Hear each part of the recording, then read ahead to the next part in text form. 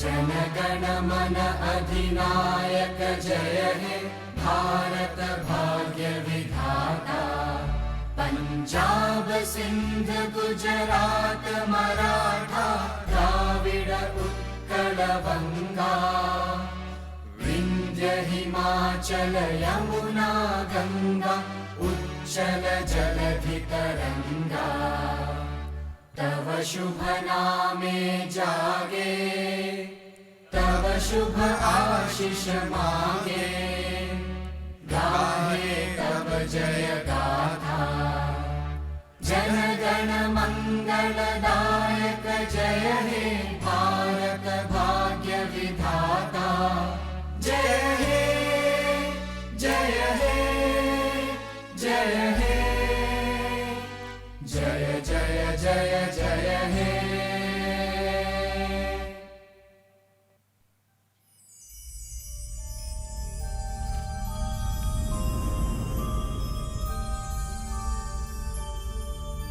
य एष सुप्तेषु जाग्रति य एष सुप्तेषु जाग्रति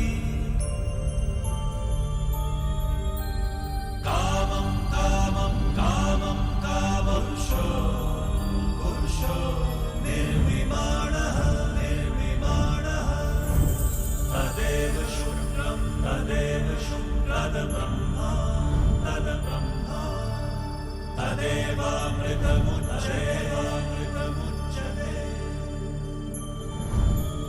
तस्मिन् लोकः शतः सर्वे तदूनात्यपि कश्चन एतद्वैतम्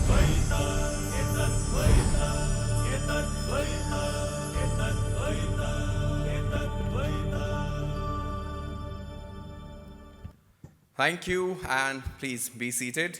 So, good morning, and once again, welcome to everyone. It's always a delight to see many sharp minds gather under one roof, especially when the topic is also exciting, the corporate tax return filing on the weekends morning. Just joking.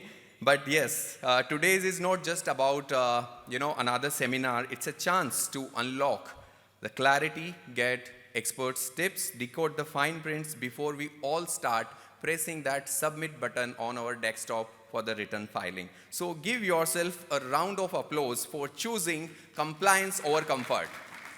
And I think it could be it's for yourself, it's for ourselves. I think it should be a louder one. Can we have a round of applause for yourself? That's the spirit of the true professional, and I would say, that's the way of the ICI Dubai chapter. So today's sessions bring together some of the sharpest tax mind in the region together. They will walk us through the city filing techniques for the mainland entities, special attentions on the qualified free zone entities structures, and of course the much discussed transfer pricing schedules. So this is your opportunity to clear the fog and file with the confidence and clarity. So now, to formally open the day and set the tone from the top, I have the honor of inviting the man who leads the chapter with the vision and vigor.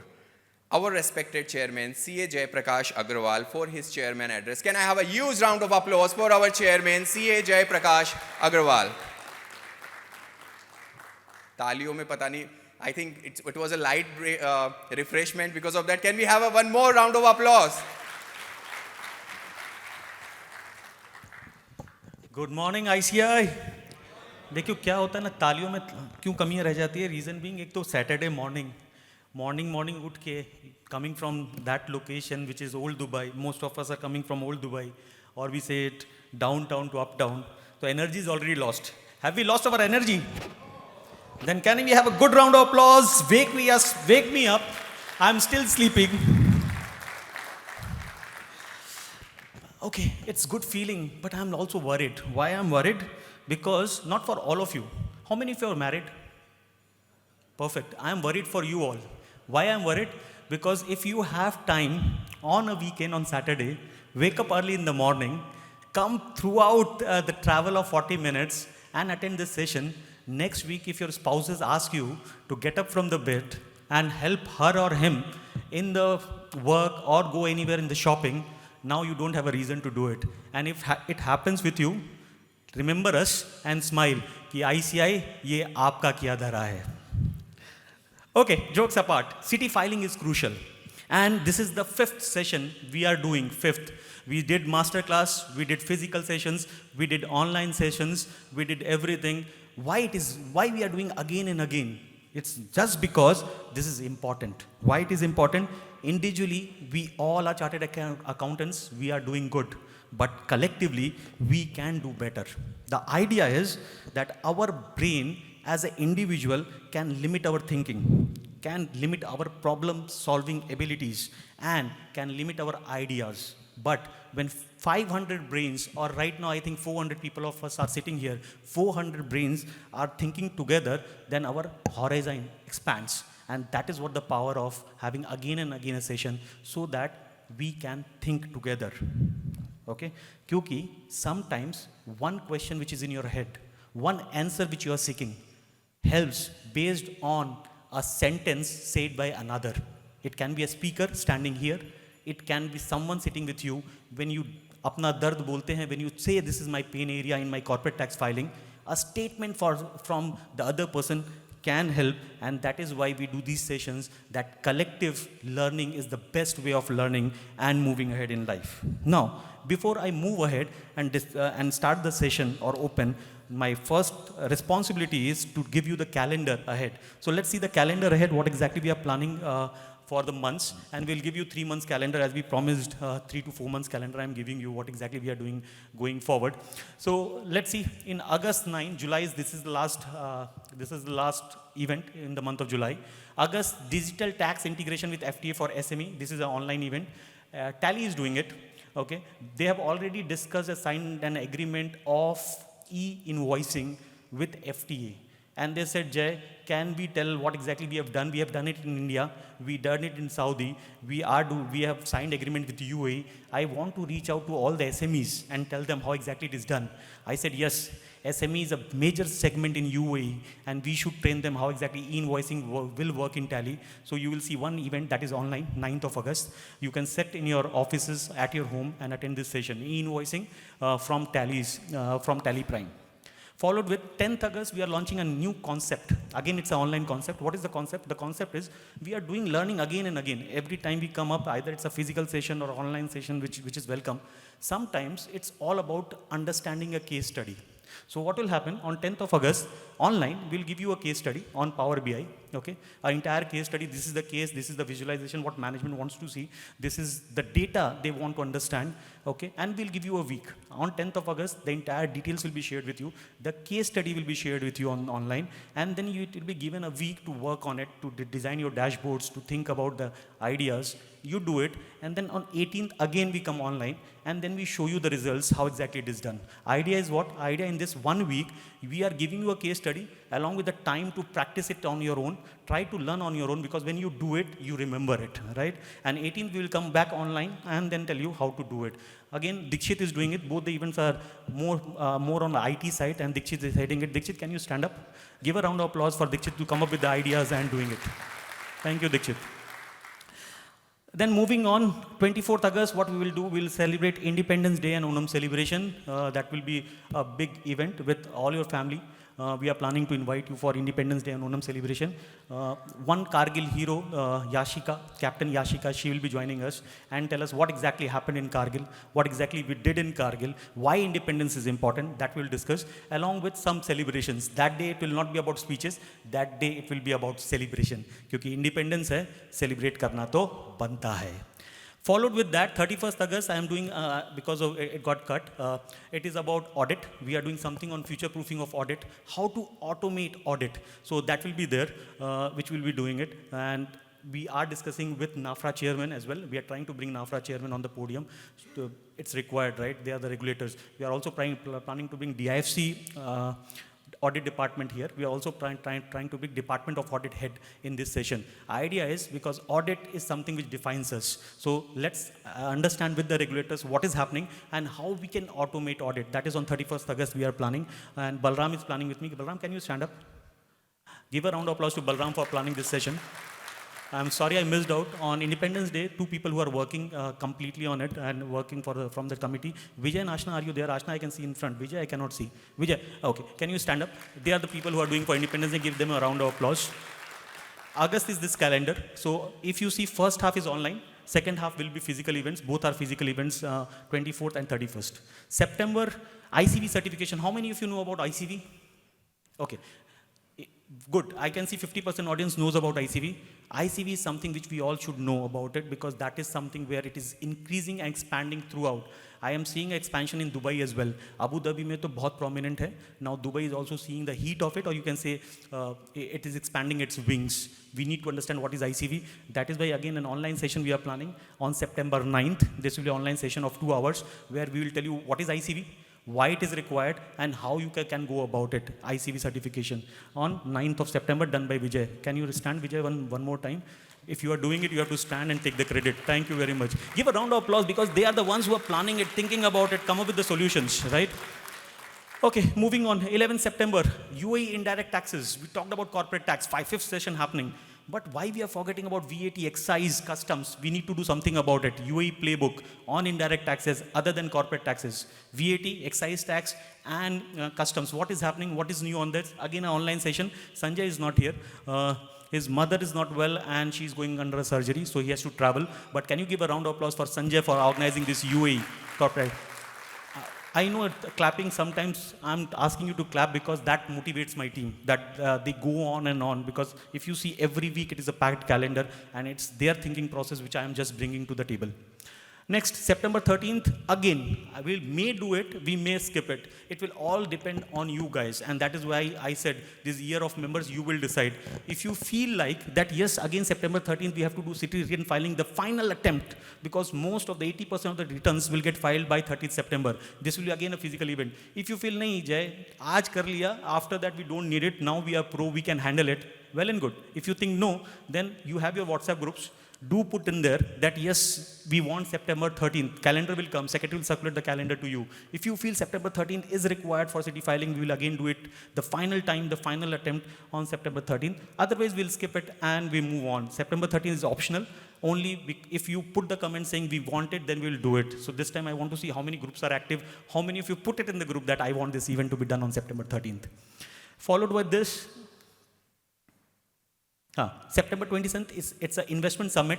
The entire buffet of investment available to you, from real estate to fixed deposits, from stock market to unlisted space, everything will be served here in investment summit on September 27th. Again, a physical event.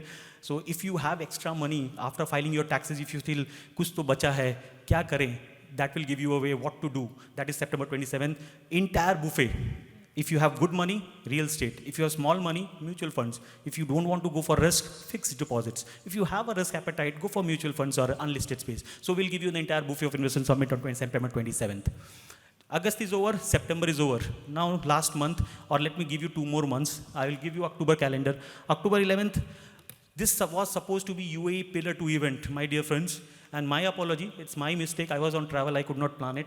So we shifted to city filing. But as I promised, I will do Pillar 2. So I will do on October 11th, Pillar 2 for you. Everything is sorted. Speakers are sorted. Topics are sorted. It's only about doing it. I could not do it this time. So I will do it in October 11th. And this is again done by Sanjay and Ashna, right? Okay, I missed their investment summit. You have not seen Uga. Uga, where are you? Can you give a round of applause for investment summit? He came up with the idea of doing an investment summit throughout. Thank you, Uga, for that. Okay, moving on. Then we go for a break. If you see, my calendar is packed. August is packed. September is packed. October we do this event, and then we go for a break. Okay. Jay, what you are doing in break? We are planning for 2 major big events of the year. 2 major big events of the year. First is we are doing on 2nd of November, Diwali event, which we will see big time. Almost 1,500 people with families or 800 members with families joins it. So you will see it where family comes together.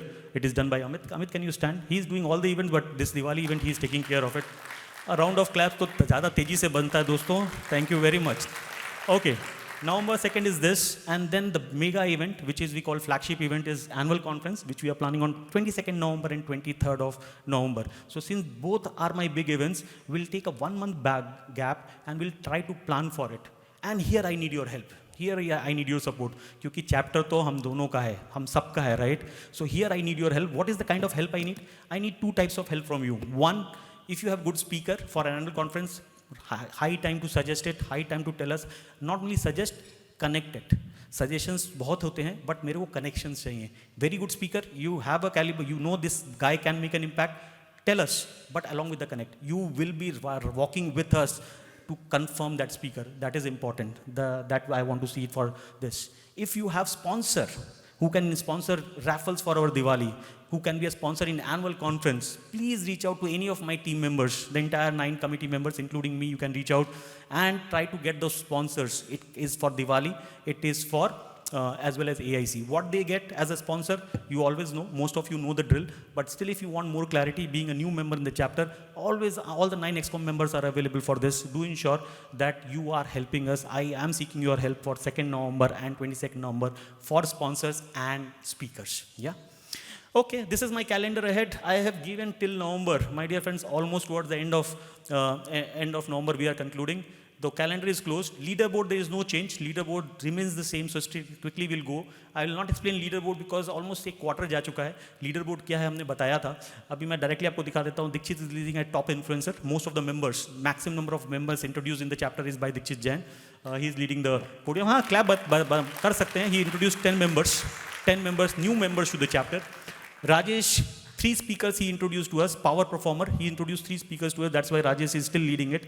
Krishnan got us 1 sponsor, and he is the only member in the entire year who has got us a sponsor. Now it's your time. If you can get us more sponsors, during AIC or for Diwali event, maybe you will feature on the board, Unni Krishnan. And then Rajesh, he helped us find a new venue, so he's on the board. These are our leaderboards. And these leaderboards will be awarded in our annual conference on 22nd and 23rd of November. Whoever is leading it will. It can change. Right now, 4 pictures are there. It can change. Any member of my chapter can be on the leading board and will be rewarded with a certificate, with a trophy on a annual conference, which is happening on 22nd and 23rd of November. Leaderboard is done. What's in store? My store is getting empty. Why? आपको नवंबर तक का calendar दे दिया sir, मेरा पास runway अभी 3 महीने का या 4 महीने का ही बचा है after November. So if you see, I have done corporate tax filings for you. This is today we are doing corporate tax filing. It is already done. Investment options, I have given you the calendar. That is also out of my box. Corporate tax IFRS workshop. My dear friends, today both the JW Marriotts are busy. We are doing a session here. Parallelly, a workshop or a master class is going on in JW Marriott Marquis as well for 11 days. That is also in progress. So we are delivering that. After November, till November, I've already given the calendar. I only have this buffet left. From December till February, or March will obviously be a lean period. So Technology Summit, Learning Valuations, Wills and Inheritance. If you think you have any topic which we are missing as chartered accountants and we should learn about it, please write to us. We can include. But that is the only runway which I can think about and nothing more than that. So that's about the calendar ahead. Now let me go back to the event. Coming back to the event, if you have seen today, we have not given 40 minutes. Normally we give 40 minutes to the speaker. Today we have given 1 hour to each speaker. We have kept it concise. Why? Because I want you to deep dive into it. I want my speakers to deep dive into it. Ask those questions. What is bothering you? What is unanswered? I'm not saying you will get answers to all the questions. My dear friends, please understand. When speaker takes the podium, he is not the authority, right? He is also a learner. He is sharing his experience. I will not say it's a 3 speaker and 500 learners or 400 learners. I will say it's a 503 learners sitting together. All are chartered accountants and we are brainstorming. Yes, they will give us something to take away. But still, if you have a question, put that question forward. Be it an interactive session. Why I'm saying you, maybe the question which you have, answer is on this side. You don't know about it unless we speak about it. So speak about, let's do corporate tax filing together with only one objective which is in my head. I say, if a business house in UAE thinks about corporate tax filing, only one thing should ring in his head. It says, if you need anyone for corporate tax filing, it has to be Indian chartered accountant. And if that happens, that is our win. Thank you very much. That's my address. Looking forward for a great event. Thank you so much, CA Prakash Agarwal, the chairman, for that powerful and the precise address and sharing the calendar ahead. And I must say that your words have not set the tone for the today, but reminded us why being proactive and prepared is no longer optional. So can we have a huge round of applause for our chairman, CA Prakash Agarwal? Okay, and I already announced that, but there is one more piece of the information. If you want to win an Apple Watch, there is a chance today on the weekend. There is one of our eminent sponsors, Young Global. They are doing a raffle for the Apple Watch at the end of the session. So if you want to win that, you just need to do a small exercise. Drop your business card to their sponsor's desk. You could be the winner. So please do that, and I think they will be visiting to your tables as well to take your information. If you are not carrying your business card, don't worry. So now let's move from the vision to the action. It's time to deep dive into the realities of the CT filing with the first of our 3 experts-led sessions. Friends, we all know that, understanding the corporate tax law is one thing, but knowing how to actually file it right is a whole different ball game. So from forms to the schedules, to choosing the correct fiscal year, there are technicalities that make or break your compliance efforts. And that's exactly why we begin our sessions with one of the most practical and the relevant segment, tips and tricks for the CT filing except free zones and transfer pricing, by our eminent speaker, CA Prakhar Garg. To formally introduce this powerhouse of the tax knowledge, I now invite our Vice Chairman, CA Rishi Chawla, to take it forward and to formally introduce the speaker. Can we have a thunderous round of applause for our dynamic Vice Chairman, CA Rishi Chawla?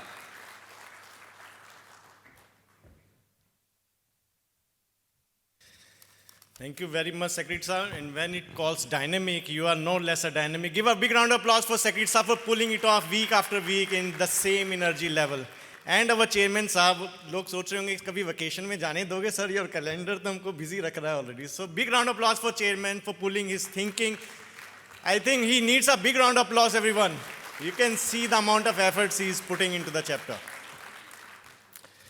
Right, so good morning, everyone. Let me begin with a simple truth.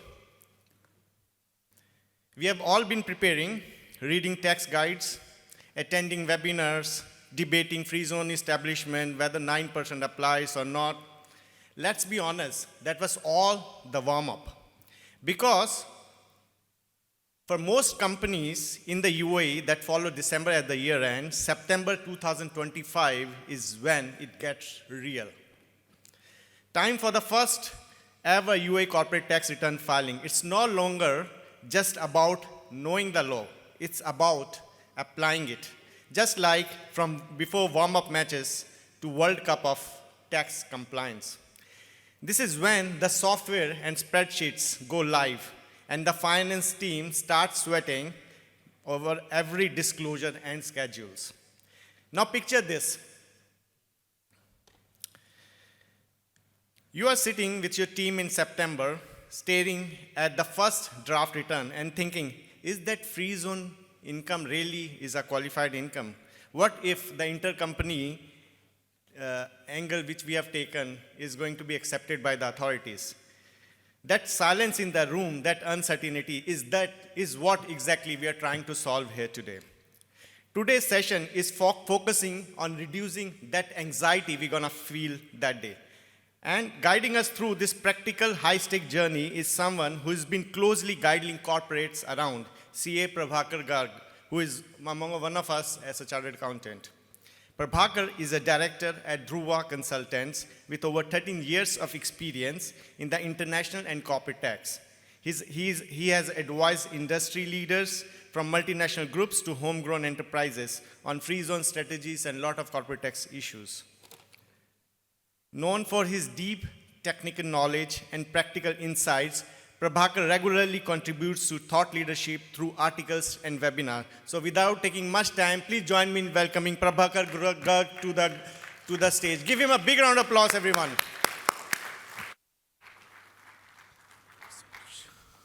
Indeed, that was an introduction. Good morning, everyone. The coffees were not too good. Tea was not served. Good morning, everyone. Okay, I understand it's a boring topic. I know, I agree. When I chose tax, I also thought the same. It's a very boring topic. Why to do it? Why taxes? You know, okay, before I get onto the corporate tax return and why corporate tax return, let me tell you how I got selected for tax. I was looking for articleship. I don't know how many you have studied from Delhi. Praveen Sharma is a very renowned teacher for accounts. So he conducted one campus placement for articles. I gave my CV, I gave my resume over there. I got a call, I got selected. And it was for tax. That's how tax chose me. That's what I always said. Tax chose me, I didn't choose tax. But year after year, I realized this is the most interesting topic. There are so many things you can do in tax. There are so many ways you can play with it. That's why I love tax. Good morning, everyone. My name is Prakhar. I'm a director in Dhruva Consultants LLC in their corporate tax practice. Have been doing taxes for more than 13 years now, and I'm proud to say I'm a chartered accountant by profession. I'm an Indian by nationality. First of all, thank you so much to the Institute of Chartered Accountants of India and to the esteemed members for organizing this event, wherein we can just help you, handhold you, and make you understand what are the practical issues we all face while filing the corporate tax returns. By a show of hands, can I know how many of you have filed one UACT return? That's a good number. So all of us have to now take this session together. Are you with me? Are you with me? Perfect.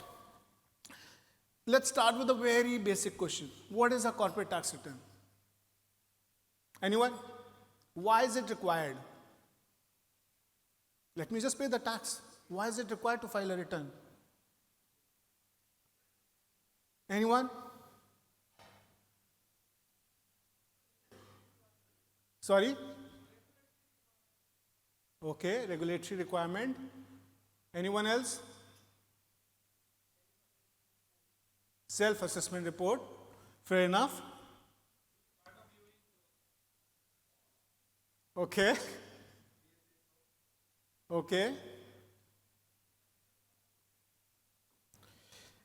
We all have been talking about, just a minute, let me figure out, yes, perfect. Why a corporate tax? We all say, okay, corporate tax is coming, corporate tax return needs to be filed, but have we ever given a thought why a corporate tax return has to be filed? Have we given a base thought to that?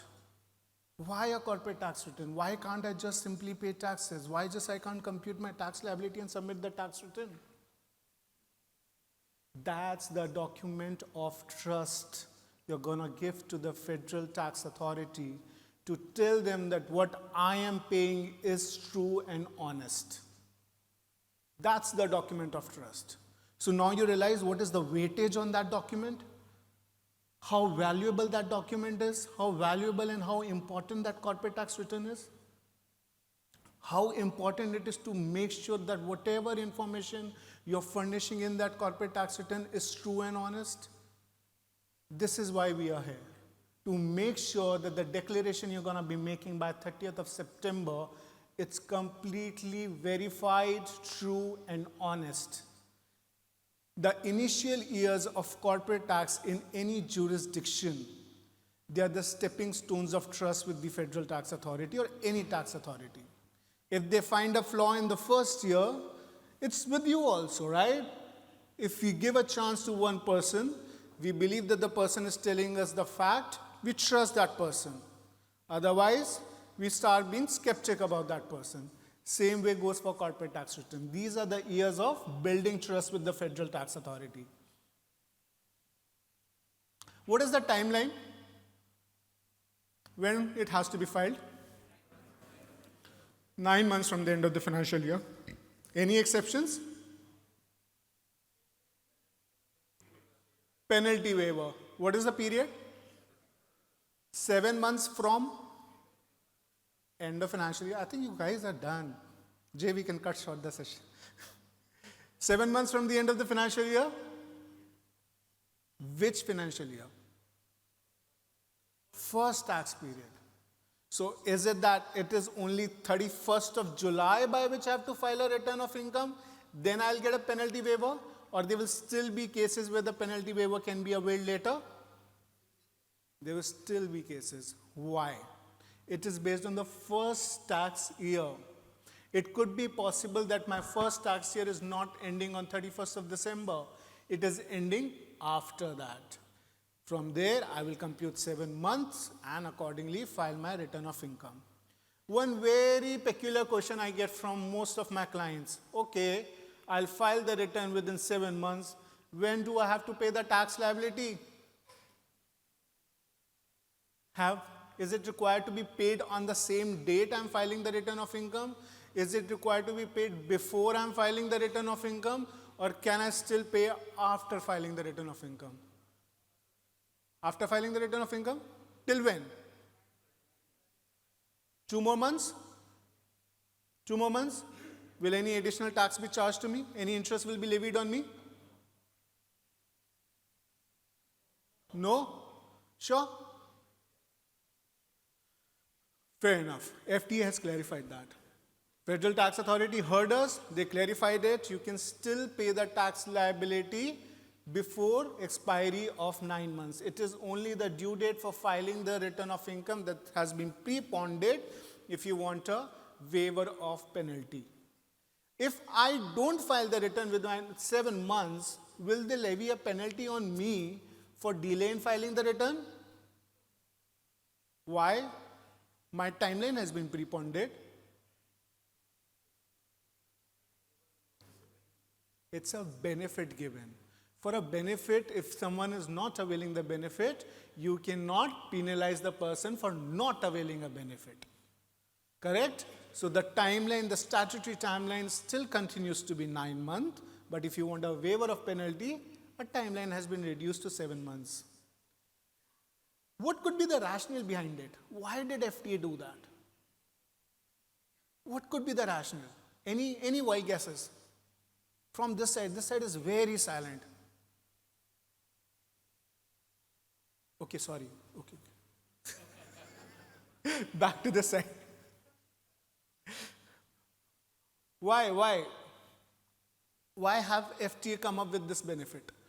Is it an advantage they wanted to give to the taxpayer, or is there something else also in their mind? Okay.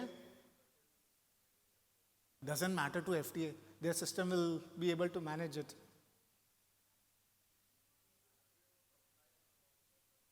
It is about inculcating the culture to file the corporate tax returns.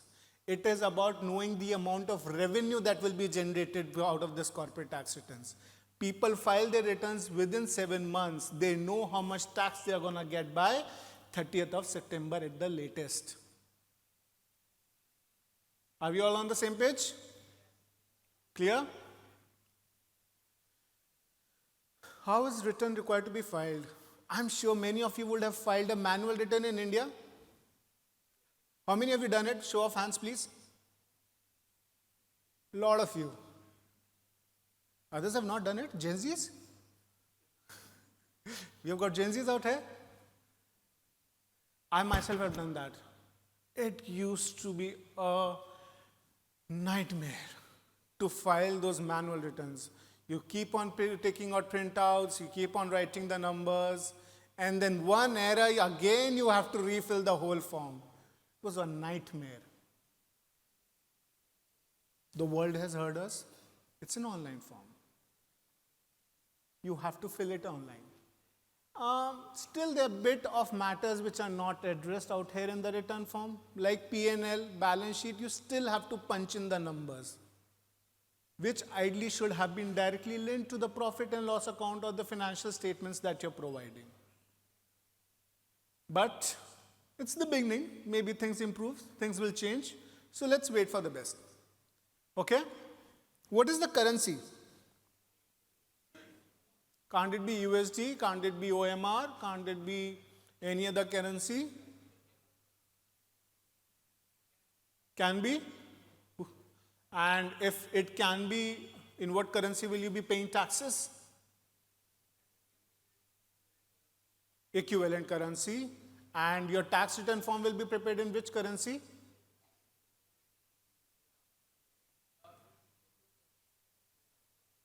Dirhams? Anyone else? Any different opinion that it can be done in any other currency other than dirhams? No one? No one is with me? See, the textbook. Yeah. Only AD?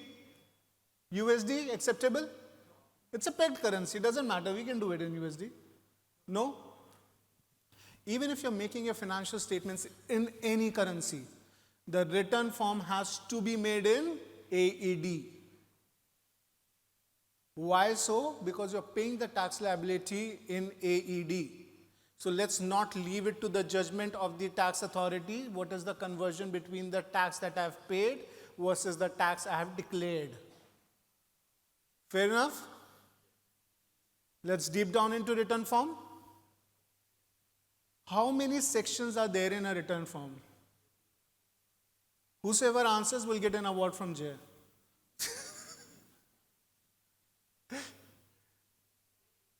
6? Okay. How many for 6? Sorry? I can't hear you. Depends on the return. Okay, let's take a full-fledged return which does not have a free zone benefit because that's not my topic. I have not prepared for it. So how many sections are there in a return form? 8. How many for 6 first? 7? 8? 9. 9. Okay. How many schedules are there? How many schedules are there at different places in the return form? Any wild guess? 14? 14? Any guess from this table?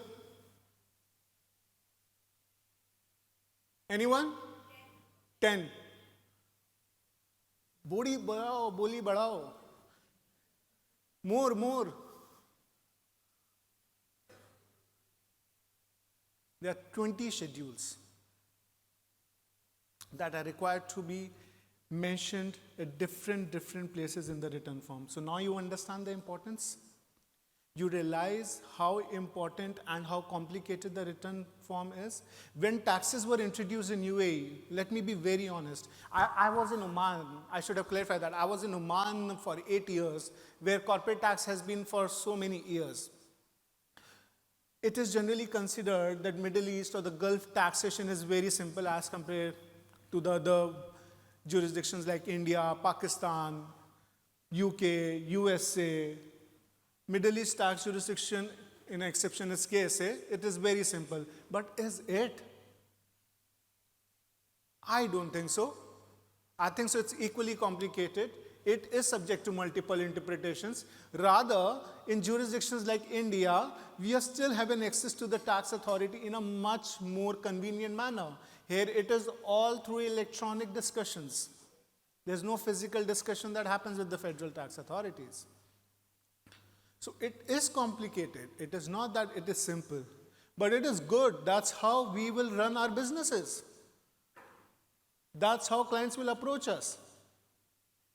There are so many changes coming in the corporate tax law. There are 20 schedules that needs to be filled in a return form. There are 8 sections which have to be completed in a return form.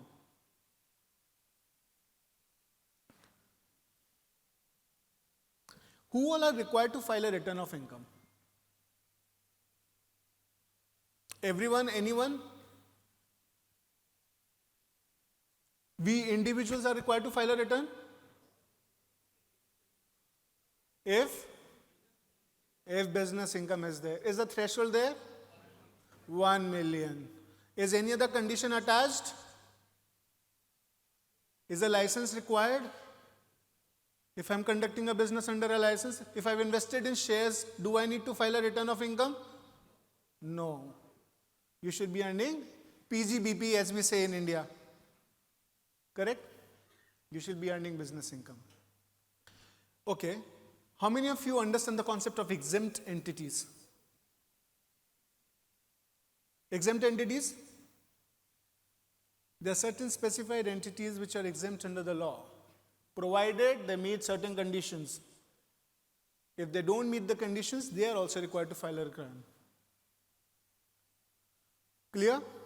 Unincorporated partnerships. I and J started a partnership. We did not give it any legal form. It is an unincorporated partnership. That unincorporated partnership can be taxed or can file a form to be taxed as a separate taxable person, in which case it will be required to file a return of income. Clear till here? Clear who is required to file? There is a subdivision. There's return, then there's a declaration. What is a declaration? Declaration is required to be filed only by a specified taxable person to say that we are complying with the conditions which are mentioned under the law. Clear? So far, so good? Fair enough. We talk about this. How many sections? Why I'm telling it? Because I'm not considering free zone section over here. Moving on, how many schedules? How many schedules? 20. These are the various schedules which have to be filled in at different stages of the return form. We'll be talking about these schedules once we come to the return form. Okay? How many of you have seen a tax return form, corporate tax return form, even if not filed, have seen it? Someone has given or someone has sent you a copy, seen it, correct? We'll go section by section for each corporate tax return form, and I need your help to explain this. You all are with me? Okay, you all are with me? Perfect. Moving on. This is the first page. Whenever you log in onto the Imara tax portal, you go to the corporate tax tab, you go for corporate tax return, you select add corporate tax return. This is the first page that will pop up. Okay? What is the information which is coming over here? This is the first section that we are talking about. This section asks you to provide the details about the taxpayer. What is the fiscal year of the taxpayer? What is the period for which you're filing the return of income? What is the revenue that has been earned by the taxpayer? Is taxpayer a part of M&E or not? These sort of questions pop up here. Okay? You see at the top, corporate tax return period. This is the period for which you are filing the return of income. This is the period for which the corporate tax return due date. We can see all this information. Now, the first question comes, are you a party to an unincorporated partnership? May anyone can tell why this question is relevant?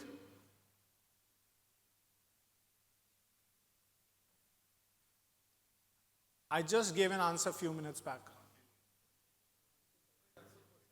Correct. An unincorporated partnership is generally not taxable as a separate taxable person. So the income of that unincorporated partnership will be taxable in my hands. That's why I have to give a declaration whether it is an unincorporated partnership or not. Second question, are you a government entity? Because government entities are exempt. So if you put on this, you click on this tab, it will populate a return form which is for an exempt entity, which is not a return form, rather a declaration. Perfect. Now the next question comes, what is the basis of accounting that you follow? Cash or accrual? Most of our clients generally follow accrual. Most of the clients follow which accounting standard? IFRS. IFRS requires accrual basis of accounting.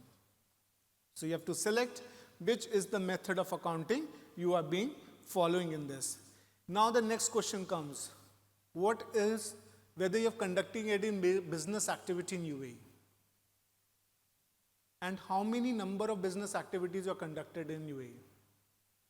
Now it could be possible that I have done 10 things. Do I have to mention 10? Any guesses? Then on what basis should I answer this question? Someone said trade license? Commercial license? Exactly. That is the basis on which you will determine how many business activities you are doing. Unfortunately, this particular tab is uneditable. So if you have to make a change to it, you will have to change your business particulars in the business profile. You will have to add the activities that you are doing there. Consequently, it will automatically appear here. And then next step comes, you have to allocate the revenue to each of those activities. If I'm doing 5 activities as per my trade license, I've earned a revenue of 100, out of which 40 is pertaining to one activity and the balance is pertaining to the other 4 activities. I will have to bifurcate it like that. Clear? Are we on the same page? Yeah.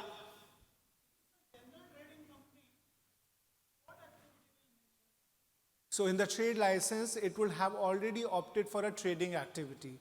Same trading activity you have to consider. The drop-down menu has a selection for trading activities also. You will have to select that. Then you will have to show that 100% of my revenue is coming from your trading activity, provided it is coming from trading activity. Is general trading.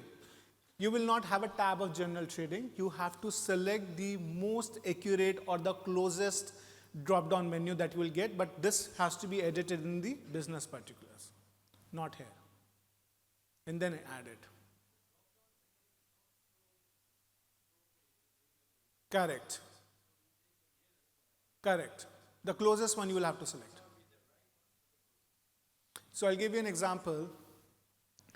One of my client is in the business of providing equipments. The only option in equipment is for real estate. It's not there for others. I had to select that. I had no option. So based on whatever is closest to the nature of activity that you're conducting, select that. Are we all on the same page? Okay. Are we all on the same page? Yeah, please. Yes. No, you don't have to split the gross profit or the net profit. It's only the top line, the top revenue that needs to be split into the various nature of business activities. And it could be very much possible that I have 5 activities in my trade license, but I did only 1 during the year. So allocate all my revenue to that one, remaining will be 0, 0, 0, 0. Clear?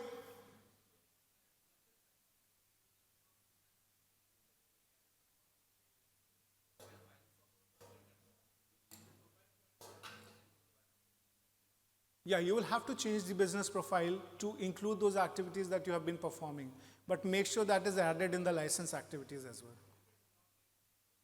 Already then you are not doing something as per the regulatory requirements.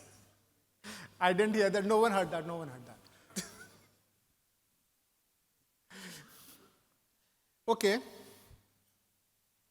Now the next question comes up, whether you are an MNE. Anyone knows what is an MNE? What are the conditions to qualify as an MNE? How much? 3.15 billion. Individual turnover, consolidated turnover? Consolidated turnover. Profit or revenue? Revenue. Okay. Secondly, how many countries do I need to have a presence to qualify as MNE? More than 1. Presence as a limited legal company or as a branch? Or as a P? Or as a poem?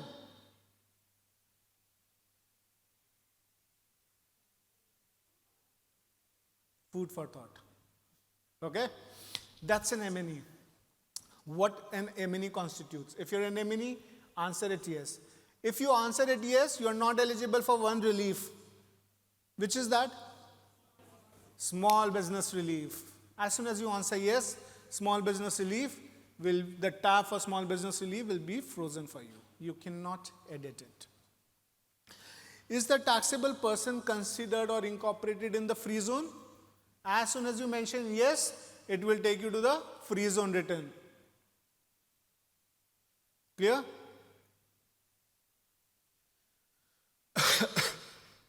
Now the next question comes up. Is the taxable person resident in a foreign jurisdiction under an applicable double taxation avoidance agreement? Do you know why this question is being asked? Sorry?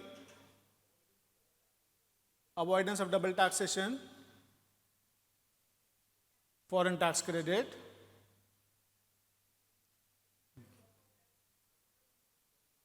But this return is not to determine DMTT. Anything else? The issues pertaining to dual residency. You could be a resident in UAE, but a resident outside UAE. Dual residency issued my pop-up. Clear? That's what this return form needs to address. So it's quite a detailed return form which they have prepared.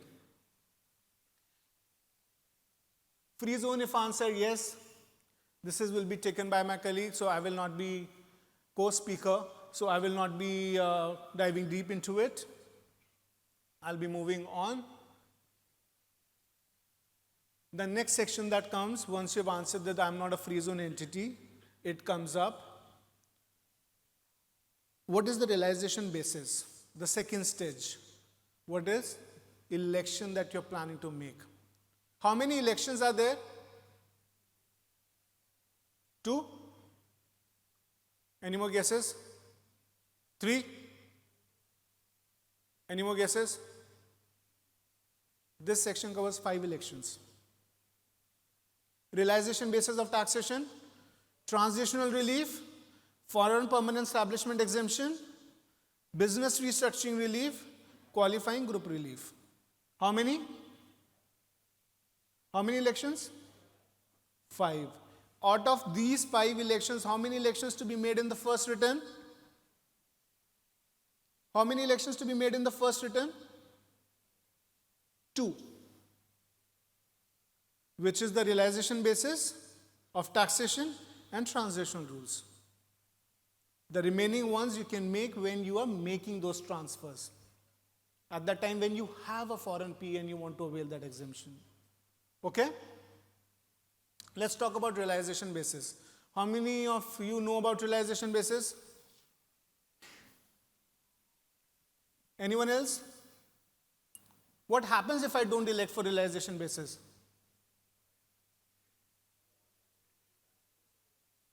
Pay tax on the fair values.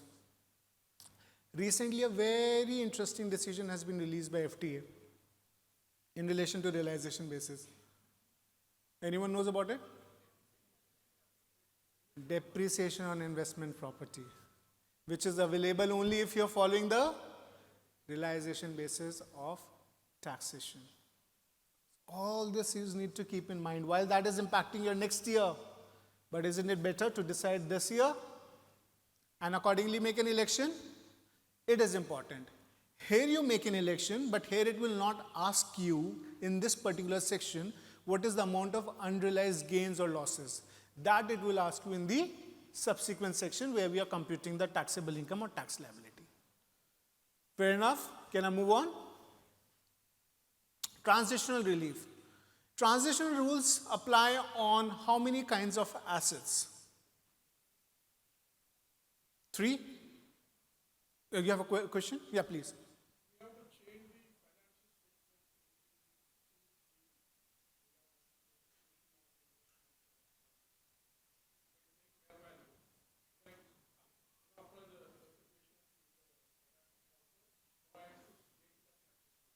Okay. One thing I always say, tax is consequential to accounting. What accounting does? Tax follows like a duck.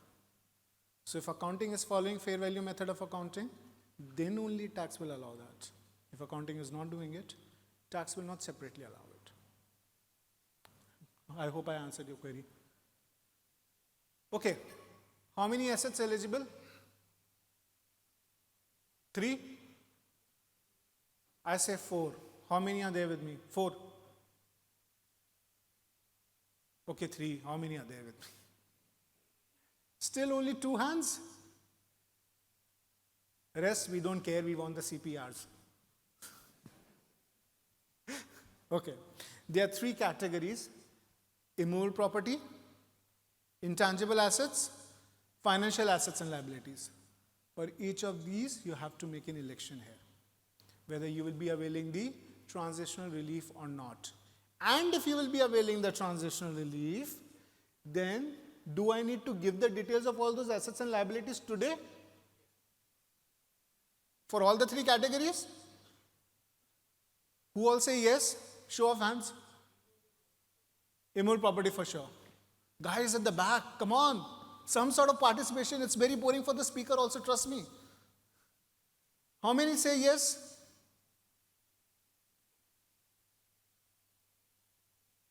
No yes? How many say no, we don't need to give the details? No details? Okay. How many say only for immovable property you have to give the details? 1. That's the guy you have to ask to file your returns. So only for immovable property in year 1, you have to provide the details of all your immovable properties for which you're electing the transitional relief. For the other 2 categories, you don't have to provide the details as on first year. All you have to provide is that I'll be opting for this election, but at the time of my sale. Do you know why this has happened?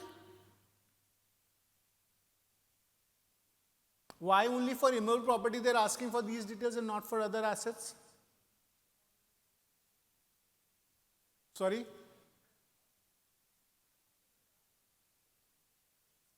Only for immovable property, the benefit is available qua asset.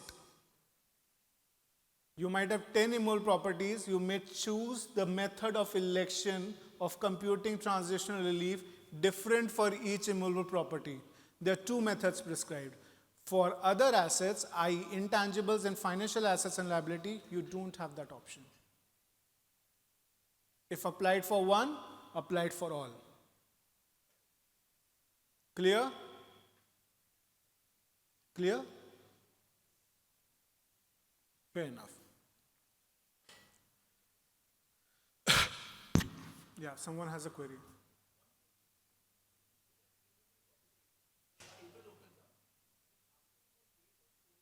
Correct.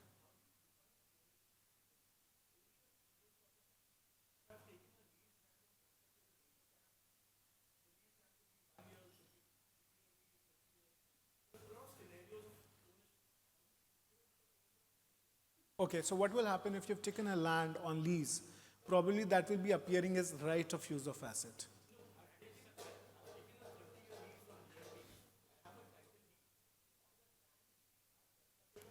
Can you resell that land? Only the superstructure, right? So the transition relief is applicable only on sales. So it is applicable only on the superstructure. Superstructure, not the lease. Because you don't have the right to sell.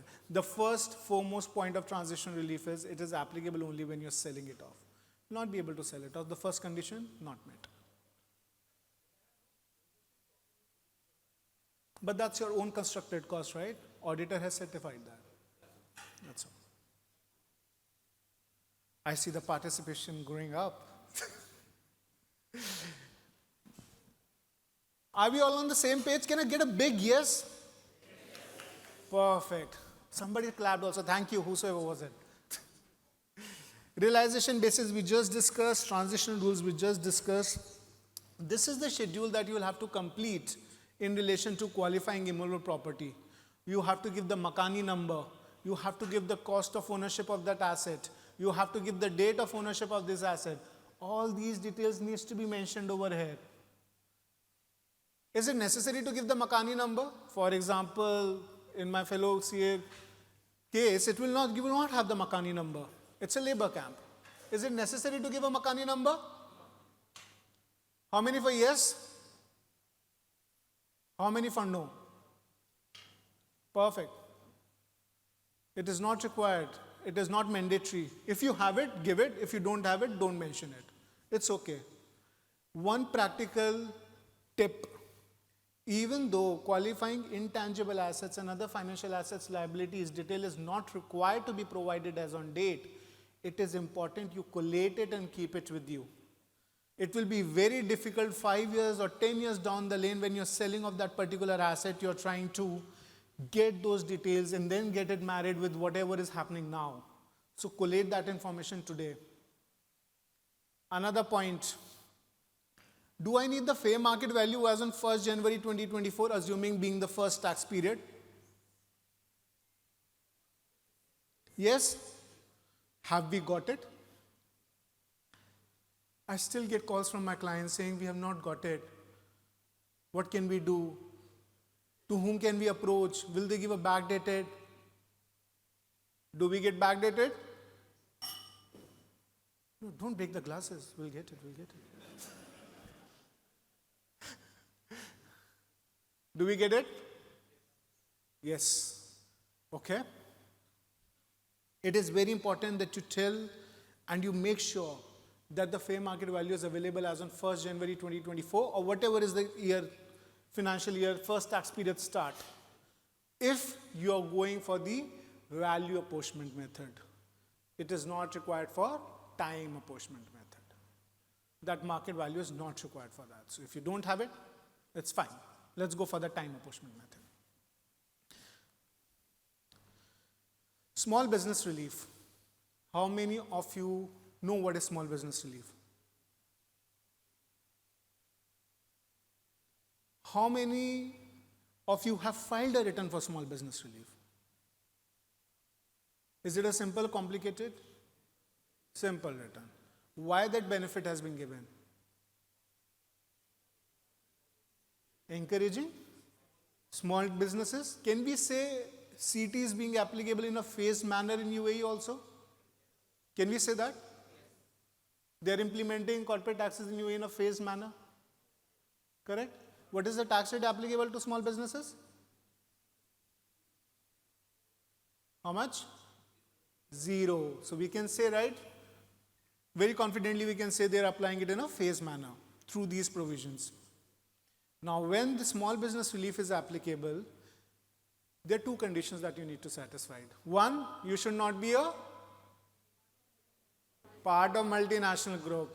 Second, your revenue should be less than 3 million. This benefit is available throughout or there is a time limit? 2026. 2026. After 2026, this benefit is not available. Fair enough. If you're electing for small business reliefs, just attach your financial statements, which is also optional, and get done with your return of income. It's completed, finalized and filed. They will not bother you for the next at least 2-3 years till the time relief is available. But that's based on trust, that what you're declaring is true. It should not be that you say that, okay, my turnover is below 3 million.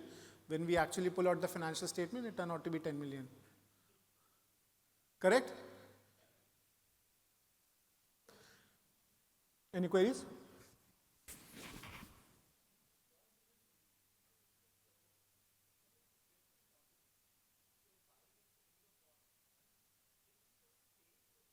Excellent question.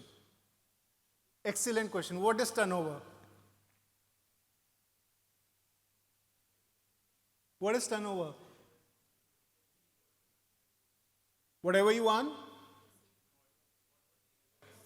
Okay, by show of hands, should it be sales consideration or should it be profit? Let's go by sales consideration first. Sales consideration.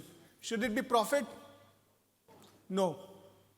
Revenue under the law has been defined as total revenue earned by any taxpayer without giving deduction of any cost. Without giving deduction of any cost. But there are certain exceptions. A better approach the FT and get those exceptions approved. Small business relief. Now let's come to the next one. Qualifying group relief. Yeah, please, ma'am.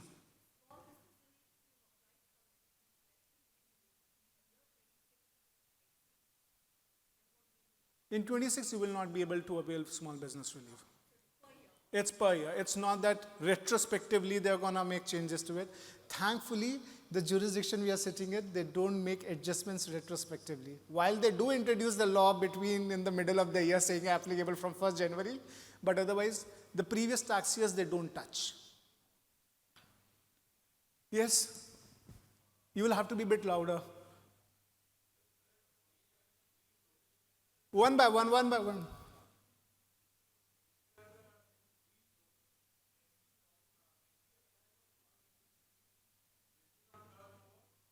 You can still apply for small business relief, but then your free zone relief is gone for 5 years. 5 years. For 5 years you can't. Free zone relief says that for this year it goes and the next 4 years, and Meera will be answering those questions, I think so. I'm sorry to take your part. You need to, this year goes out and the next subsequent 4 years goes out if you are not availing free zone relief or you're not eligible to claim free zone relief. Doesn't matter, you didn't avail it. It's an option that you took not to avail it. Yes.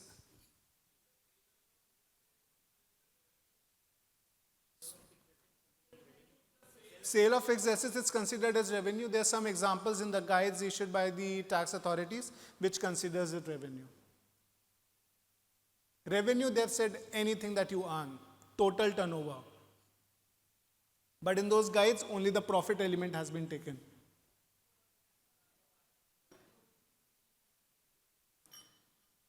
As per IFRS, revenue is only. It is not necessary. They are not saying that we are going only with the trading revenue. It is said total turnover, which means any income that you want. It could be an interest income, it could be another income, it could be anything. They're not restricting it to the top line. That's also a revenue for you. If you're charging it to your P&L account, better don't charge it to your P&L account.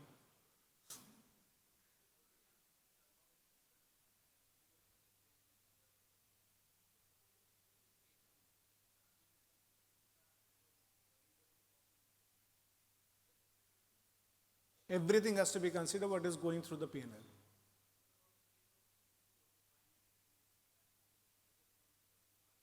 That's exactly the kind of trading model that he raised a query on. As per the law, the whole number needs to be considered.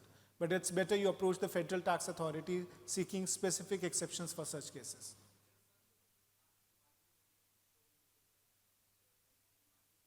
Correct. We don't go by the bank statements, we go by what is being charged to the P&L account. If the revenue number is coming in the P&L account, it has to be considered as turnover. Your bank statement might have a higher number, it might have a lower number.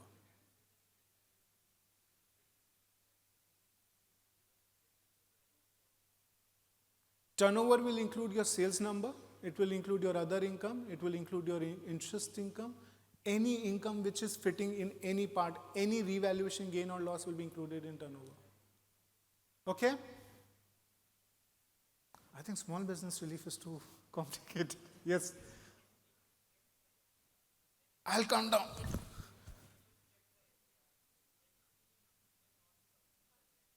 No, then it's not required. Yeah, then it's out.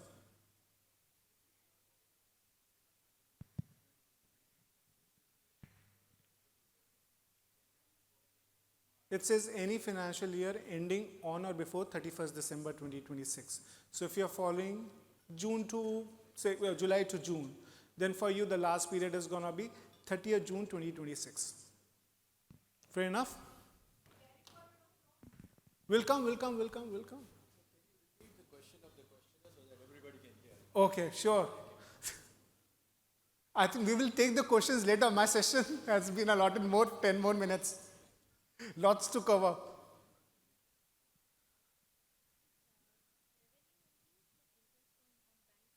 Everything. The question was revenue includes interest on banks, deposit, everything.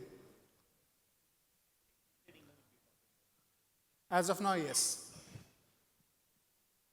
The difference between turnover and revenue, because the definition is same in the user guide. There's no distinction that they have brought it under the guides, but wherever total revenue referencing has been made under the examples given in the guides, under the circulars, under the ministerial decision, it says any income earned by the taxpayer. No, they're not restricted to it. Most of the places wherever the referencing de minimis has been considered, it's based on turnover, not based on revenue. We'll take the questions later now. In the last session, just last, okay. Hi. Is it mandatory to attach financials for small business? No, it's an option. Move on. Elections, qualifying group relief, business restructuring reliefs. These are some reliefs that have been provided under the law so that if you're making a transfer between two parties which satisfies the conditions, then in those cases you don't have to pay tax. It is considered transfer being done at book value. So here is when you have to declare those details. But those details have to be provided in the year when you are making such transfer, which could be possible that not in year 1, but maybe in year 5, maybe in year 7, I'm making those transfers. That time I will have to declare those details. Clear?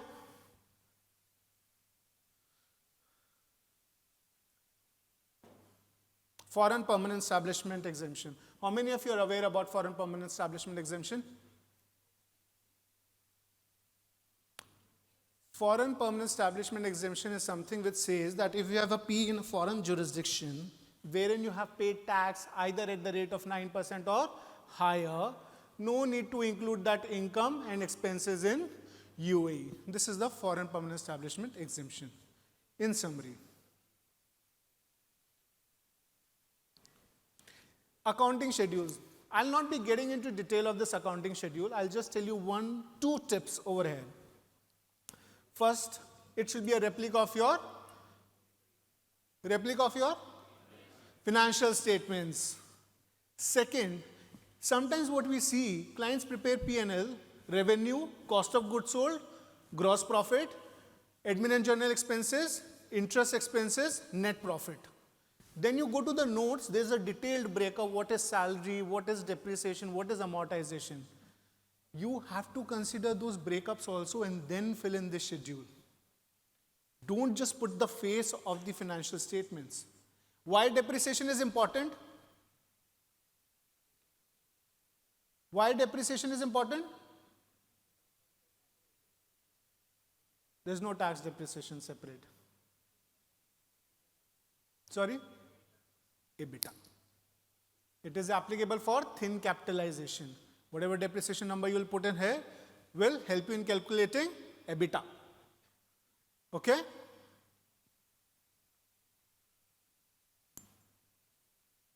This is the P&L statement that you need to fill in. Now on the P&L part, one thing, how many of you have realized that there could be certain incomes or expenses being routed through OCI? Do we have to tax that or claim it as deduction? Do we have to put that in the return of income? Yes. So be very careful about the items being moved through OCI. Can somebody please pass on the mic there?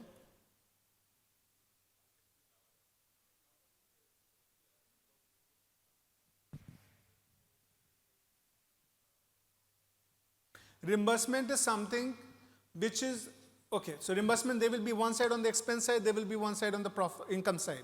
Gets nullified, doesn't impact your P&L as such. It is about those items which are sitting in OCI, which will impact your P&L, but will never be routed through back to the P&L. Yeah, but even for the ones which are in the expense, which are nullified, should those be declared into the income side? You can declare as a profit as well as an expense. It will get zeroed out. Okay, in the turnover, no need. No need to do that. One classic example of other comprehensive income is end of service benefits.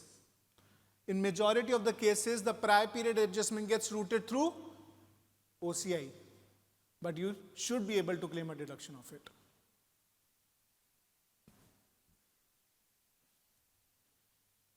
Exempt income.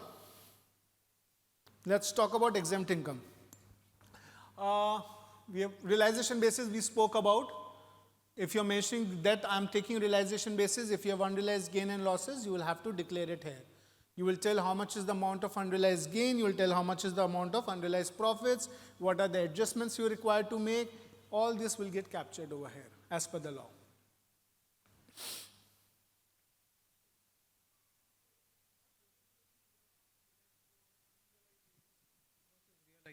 Unrealized basis versus realized. Could be many cases. There could be fair value gains appearing in relation to investments. I don't want to pay taxes on those today. I will pay when I will realize the money. Correct. There could be companies, see, that's based on the cases. You might have huge amount of provisions. Your fair value gain is lesser, your provision is higher. You want to claim a deduction of the provision. For inventory, any scientific provision, okay, which is otherwise allowable. Transitional adjustments we spoke about. These schedules needs to be filled in only if you are making a sale during those years. In section B, it had to be filled in irrespective, only for immovable property. For other two, not required. Clear? Clear? Yes. For hello, here. This Where? This side. Okay. Your right side. Finally I saw here. For EBITDA calculation, the interest which we have to add back will be net interest or only the interest? We'll come to that. There's a section on that. Okay. I'll not be deep diving into this because we've already discussed this. Now coming on to the exempt income. What are the kinds of exempt income? Anyone knows? Dividend income. It is reminding me of school. Back benchers are not saying anything. Front benchers are only talking. Participation exemption. How many of you heard of? Participation exemption. This is the place where you will have to give those details. One question that I get asked. In the schedule for dividend income, there is a tab for TRN of the person paying you the dividend. Is it mandatory? Is it mandatory? Why no? It could be possible it's a listed entity. Who will give their TRNs to me? They will not. I might not have those details. So it's not a mandatory field. But if you have the TRN, do mention it. If you have the TRN, do mention it.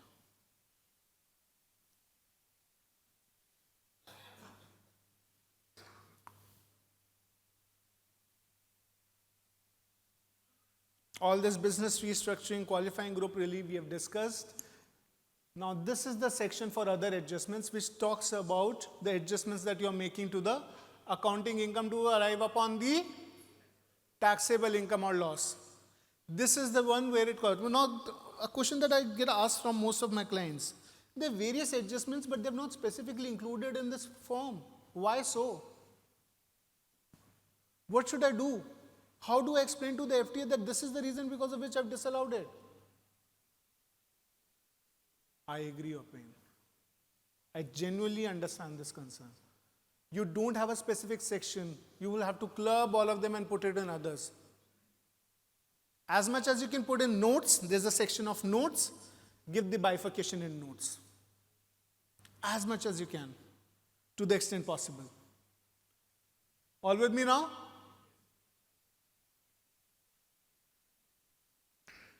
Sir, your question is coming. Interest. How many of us understand thin capitalization? Show of hands. Thin capitalization. What is thin capitalization?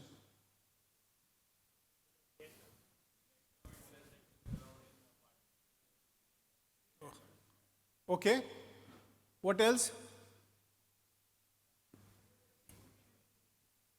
Sorry? Debt equity ratio. What else?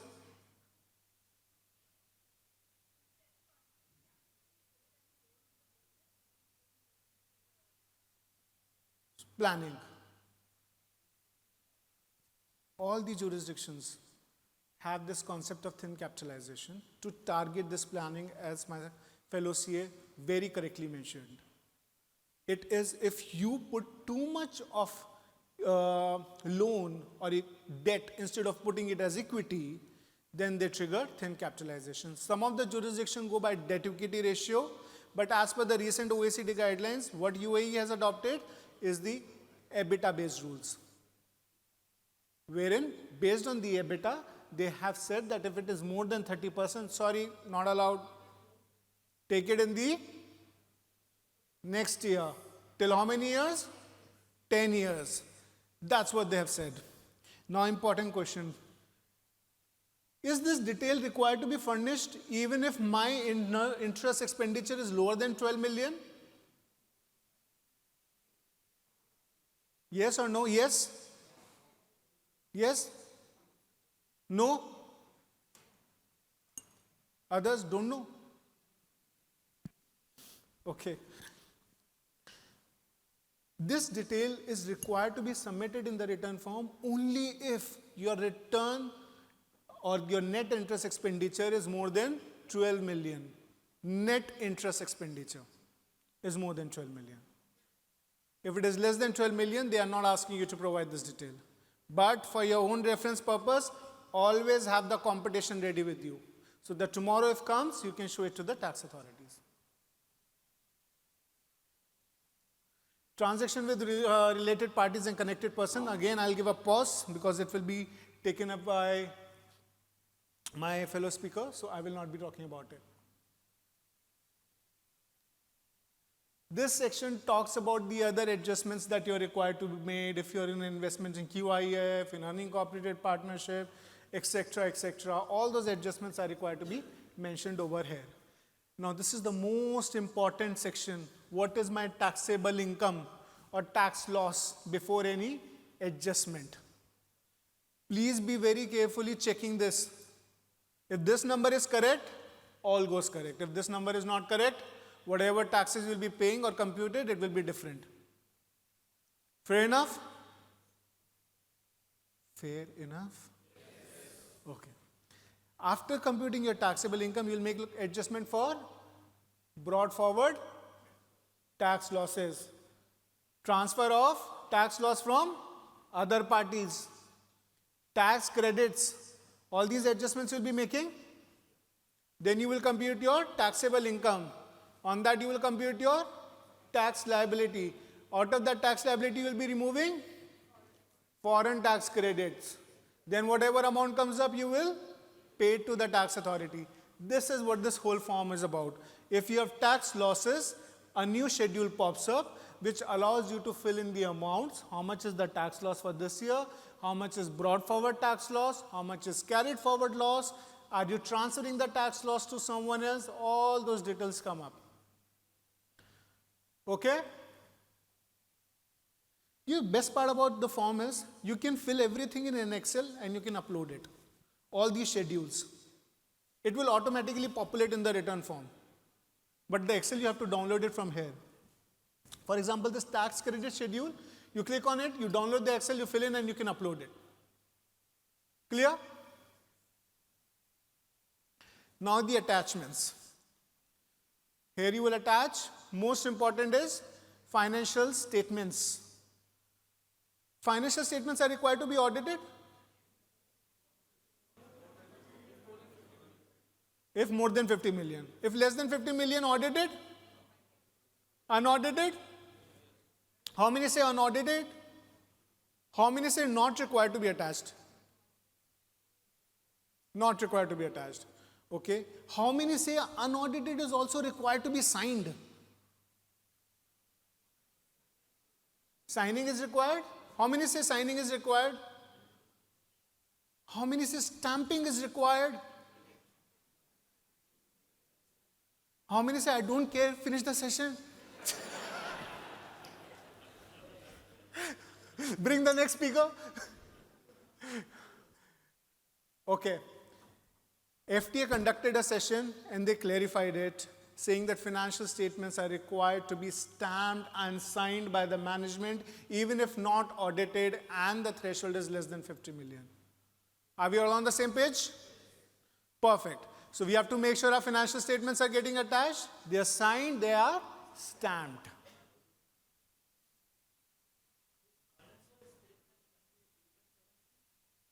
Financial statements can be in different currencies. Foreign tax credit we spoke about. How many of you agree that you need to have the document to prove foreign tax credit at the time of filing the return? How many of say, nahi, chal jayega?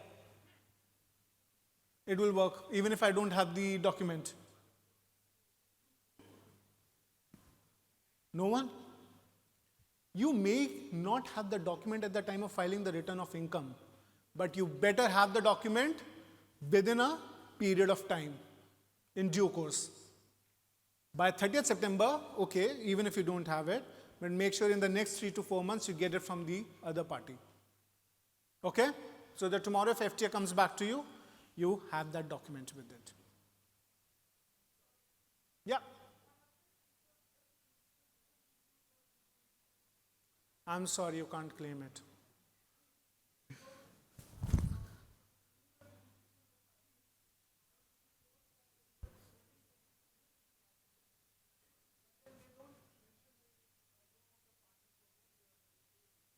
You have to have some proof.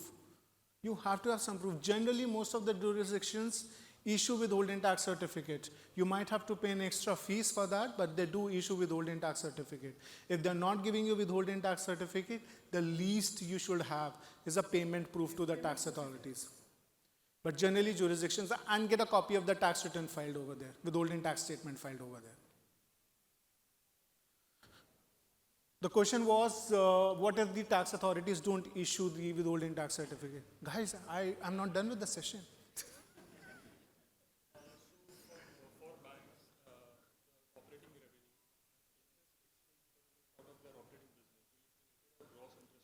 Gross interest income.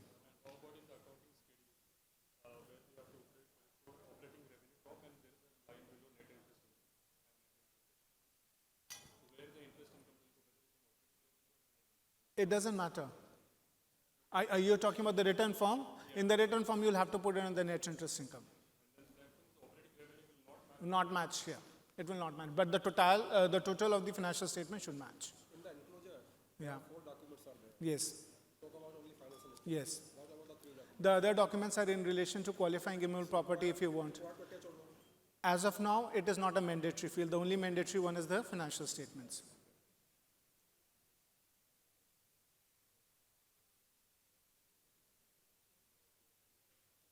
For a?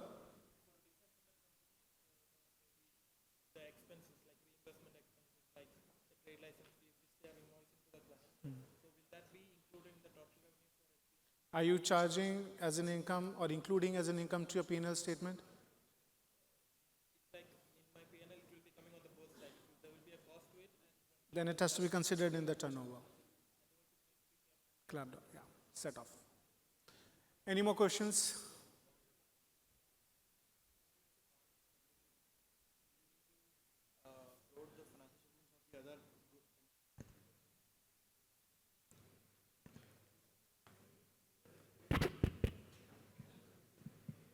Prakhar bhai, sorry to interrupt. The way you are going, I am definitely sure that there will be a never ending of the questions.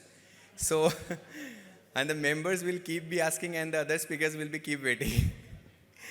So, I think we can keep it in a short way after the sessions. Is that okay with you? Yeah.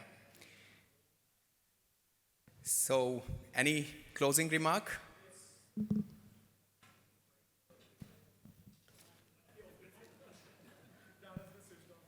You can do it from here. So thank you so much everyone for being great listeners. It is very important that you take into consideration all these factors before you file your return of income. Most importantly, do verify the income amount that you're mentioning in the return of income.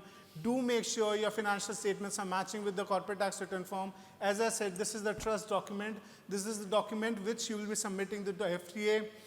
These are the initial years. It's the time to build the trust with the FTA. So please make sure that you're filing the correct and the accurate information. And thank you so much for being a great listener, for being such an amazing audience. Thank you so much, Prakhar bhai. Your session was just like your name, Prakhar. I don't know how many of them understand the meaning of Prakhar, but it's brilliant, sharp, and right at the pitch, brilliant. So thank you so much. Please be here for the couple of minutes. The way you decoded the complexity and highlighted the practical pitfalls, I think many of us, the way the questions are coming, already mentally, revisiting their tax filings. So thank you so much for that incredible, insightful, and hands-on sessions. And we thank on behalf of the ICI Dubai chapter, extend our heartfelt gratitude for your time and knowledge. I request our chairman, CA Jayaprakash Agarwal, vice chairman, CA Rishi Chawla, and along with that, our senior member, CA Pramod Kumarji Chand, to please come forward and give the memento on behalf of the members and ICI Dubai chapter to our speaker, CA Prakhar Garg. Can we have a thunderous round of applause, please?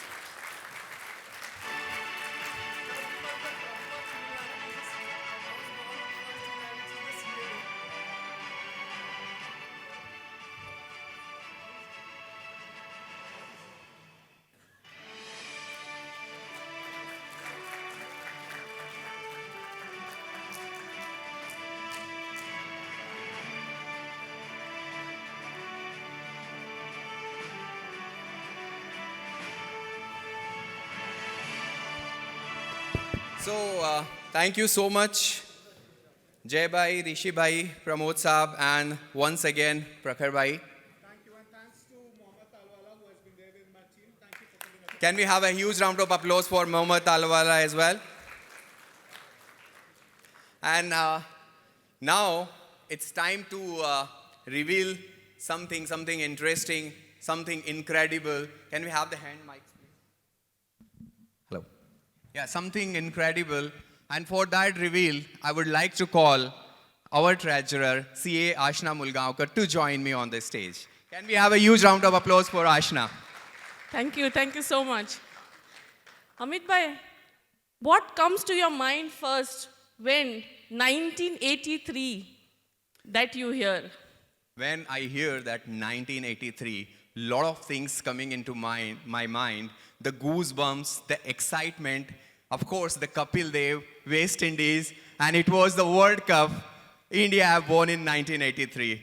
Exactly. This is not a number. It has become an emotion. Every Indian that remembers, even today, you get goosebumps, isn't it? Right, and I think it's time for another one.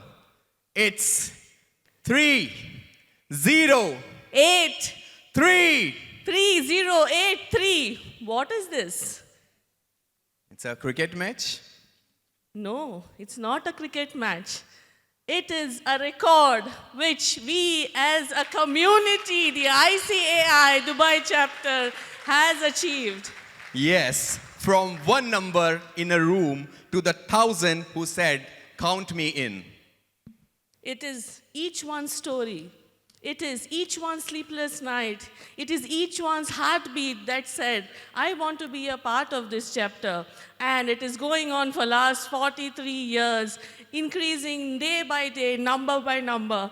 And the credit goes to all of you here. Exactly, and I think it's not a number. I think this is the number that shook the every chart. We can proudly see on the screen the highest in the history of ICAI Dubai chapter. I request all the members, along with our chairman, who guided us throughout this team throughout, please take a moment to stand up and clap for yourself and count in the history that we created. Please, Yes, and- chairman, vice chairman, and my committee, please come on the stage Yes. for this moment. And I request all the former chairmen to come on the stage and join to be part of this historical moment we have created today. Can we have a thunderous round of applause for all of us, because you are part of this, you have created this. It's not us, it's all of us, it's we, it's ICI Dubai chapter's family.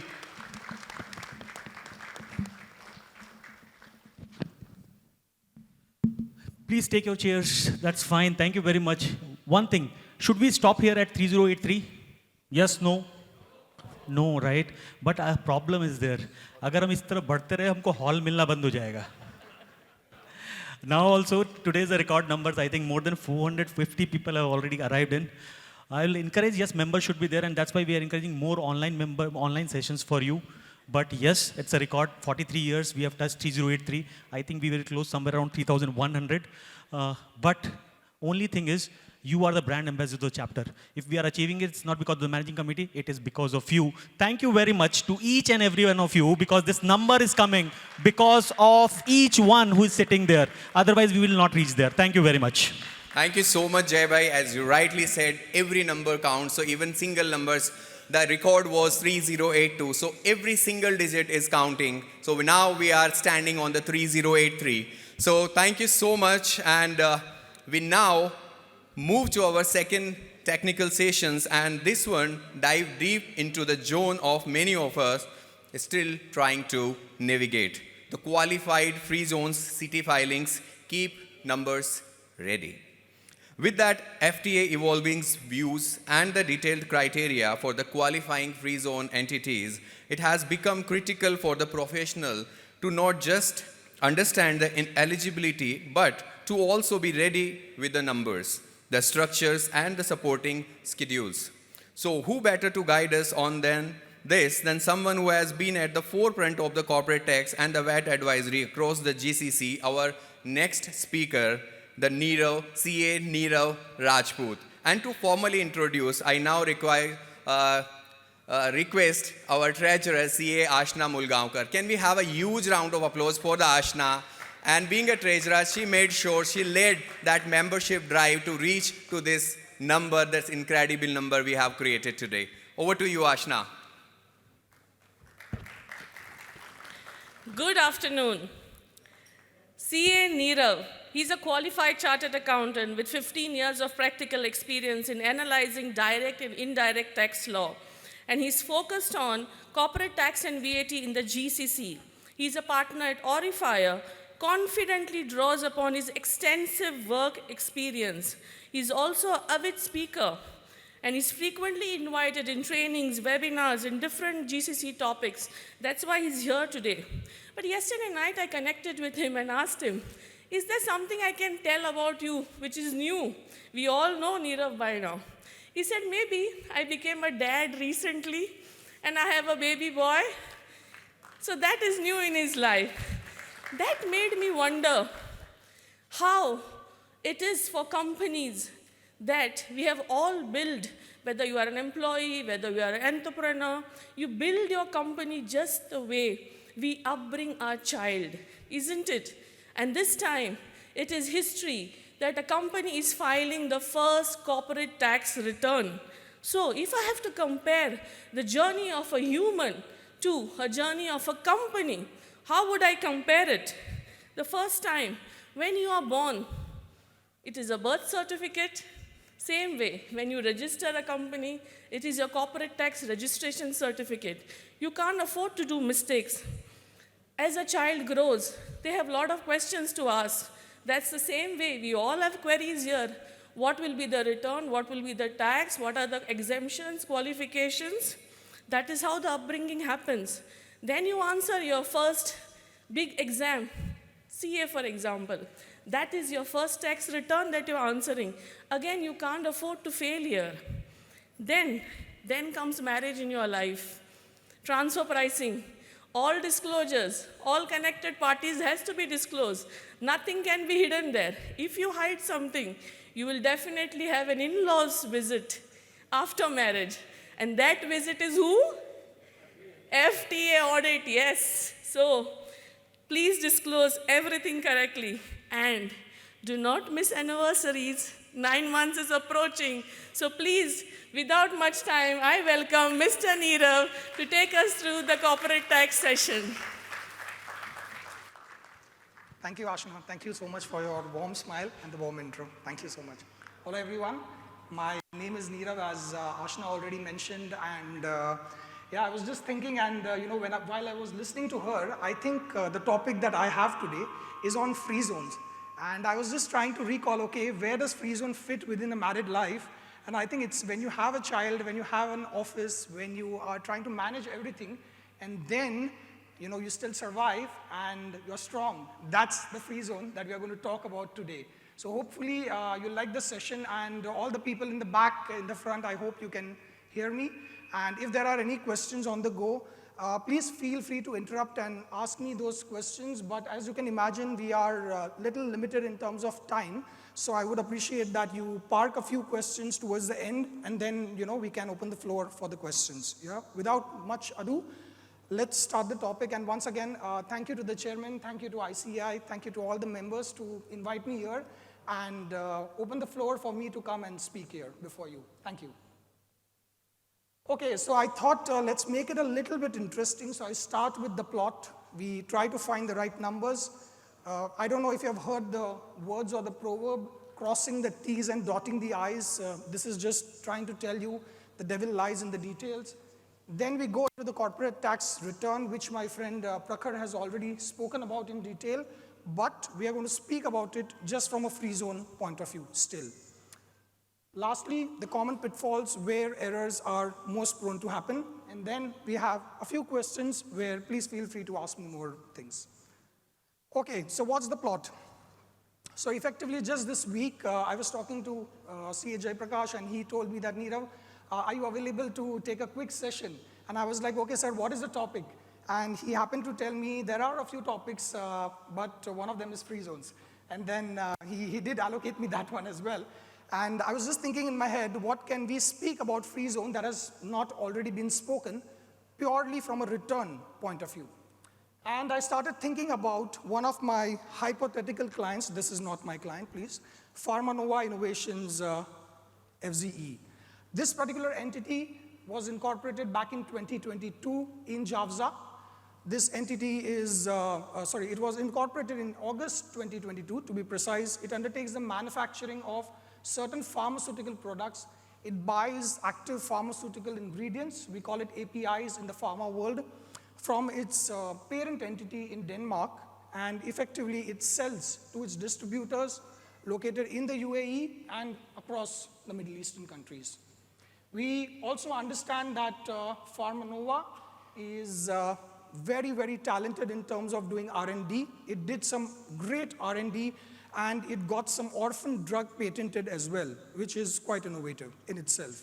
It started making some revenue by giving this orphan drug to other players back in India and certain other countries. Last but not the least, it is also a trader. What does it trade in? It trades in health supplements. It trades in certain healthcare products as well. It simply buys and sells to its customers and distributors, mostly distributors, which is located in the GCC, in UAE, and overseas as well. So this is the backdrop that we are going to build on our entire session of the next 40-odd minutes, yeah? I hope there are no questions here. Okay, being a chartered accountant, I think our world is incomplete without the financial statements. We need the balance sheet, we need the P&L. When you see it, you know it, yeah? So we start with the enormous balance sheet of Pharmanova. By the way, please don't try to tally it. I tried it, it is tallying, yeah? And last but not the least, I just tried to manage to put the stamp of audited, so it is certified by someone, so please don't count me accountable. I'm not the auditor of this, yeah? So as you can see already on the balance sheet, there are a few items which are very interesting and maybe worth noting as well. On the asset front, you can see there is patents that we spoke about. There is also some inventory lying. On the left, in the liabilities, we see some long-term loans, yeah? So we expect some interest, so you can already start imagining the P&L, right? How the profit and loss would look like. And you can see there are some accrued expenses, intercompany payable balances as well. Why intercompany? Because they're buying from their own parent entity in Denmark, yeah? This is okay? We move on. Am I going too fast or too slow? It's okay, yeah? Okay, just looking at the income statement, this is my favorite part. And sorry, I'm taking a look here, I'll take a look here. But for you guys, as you can see, the major revenue comes in and is driven by the manufacturing and the distribution activity, 72 million. All chartered accountants, so please keep the count on the numbers because you will need all these numbers when we go forward, yeah? So keep a count on the numbers. So we have the revenue which is coming in from manufacturing and distribution. We have some cost of goods sold, 43.2 million. Then we go into certain operating expenses. As you can see, there are some salaries, rents, utilities, okay? Next in the line are certain other items. We have asked the client, please give us what is client entertainment, and they were very kind to already add it in the income statement. So you can already see it's 180,200. And we have some fines. They got some ESR audits which were not very well, so 50,000 dirhams there. And you have some interest, as we spoke before. You have some selling and general admin expense, some marketing expense, amortization and depreciation. We're all familiar with all these items appearing in the income statement, yeah? And last but not the least, you have some non-operating revenue and expenses. Interesting, they earned some income from patented technology. They also earned some brand licensing. And what is this brand licensing? It is nothing else. When I checked with them, they told me, Nirav, we actually also have marketing intangibles. So we sometimes offer that to our distributors so that they can use our brand name, Pharmanova, and sell the drugs in the market. So very interesting thing, but they also included in their income statement, yeah? And last but not the least, they, like I mentioned, they had a very innovative team. So they actually incurred some R&D expense to the tune of 650,000 dirhams. Everything is in dirhams, by the way, yeah? And lastly, I think we covered everything. They didn't record any income tax provision. They were like, we are a free zone company, Nirav, so no need for the income tax, isn't it? So we didn't record it. Auditor put a stamp, sign, there we are. So this is where we are. This is the plot. Now, they came to me. unto us. And so what is the next step? We need to find the right numbers. And this is where things will start to get exciting. Okay? So let's go and take a look at what we already have before us, which is their income statement. Now, as you can see very clearly, the first item which we all love, which is the revenue, 72 million, that we can already, sideline on the right.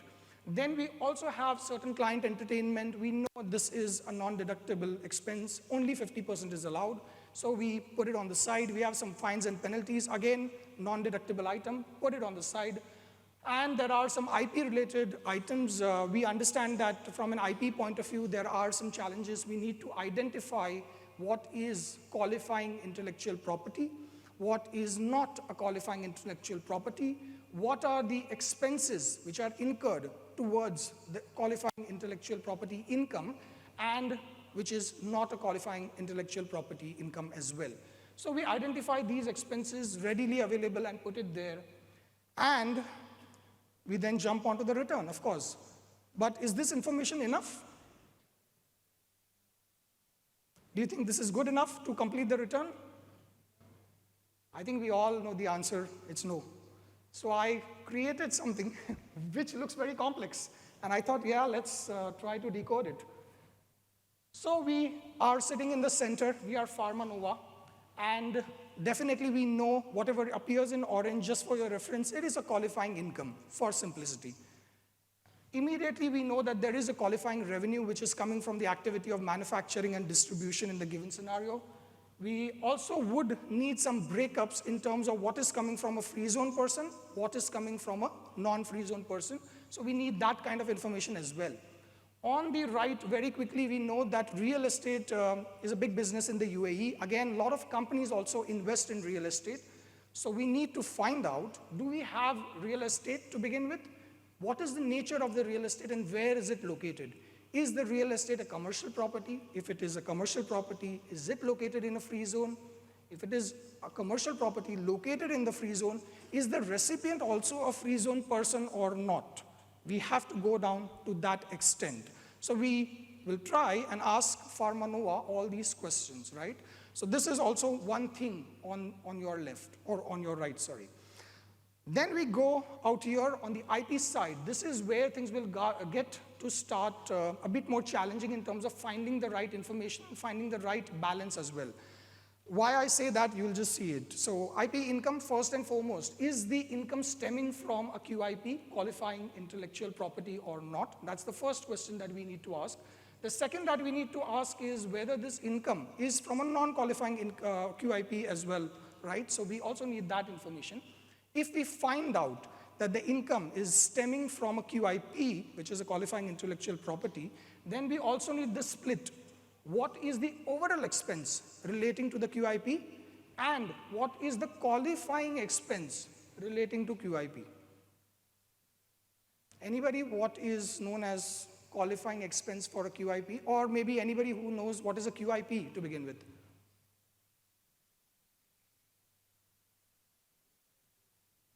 Qualifying intellectual property, amazing. But what is it? Anyone?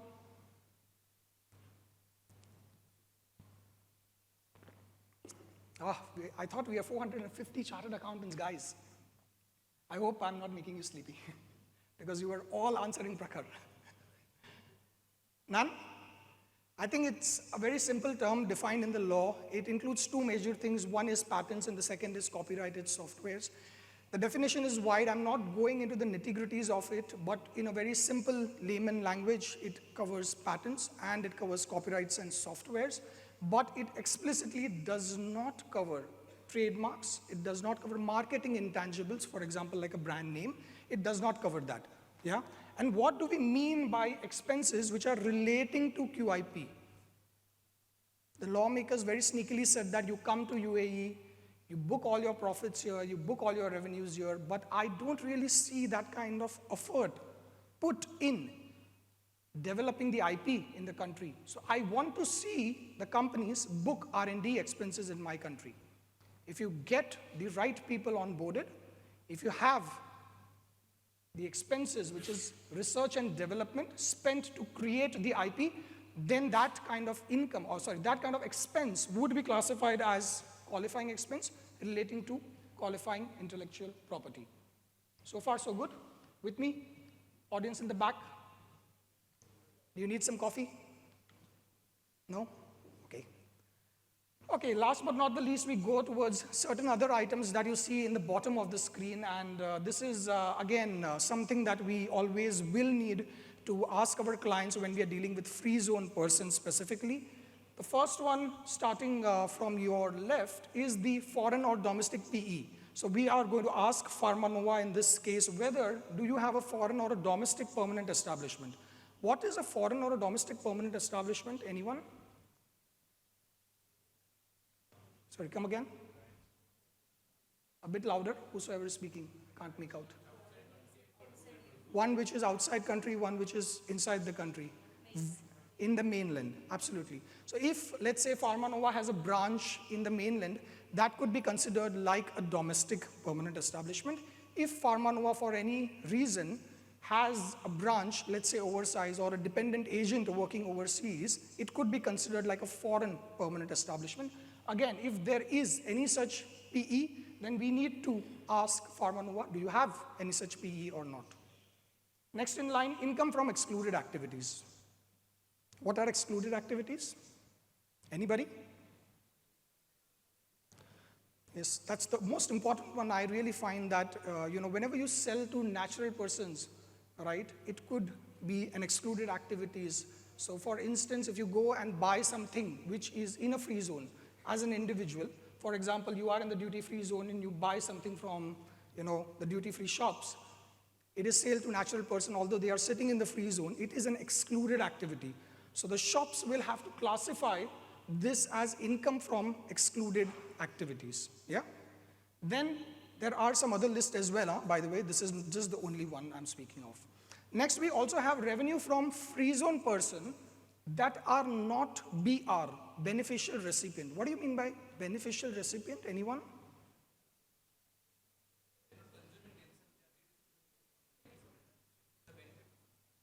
So if I heard that correctly, there is a consumer, he gets the services or goods, but the benefit of it is received by somebody else. So it's merely more like a billing entity or a pass-through arrangement.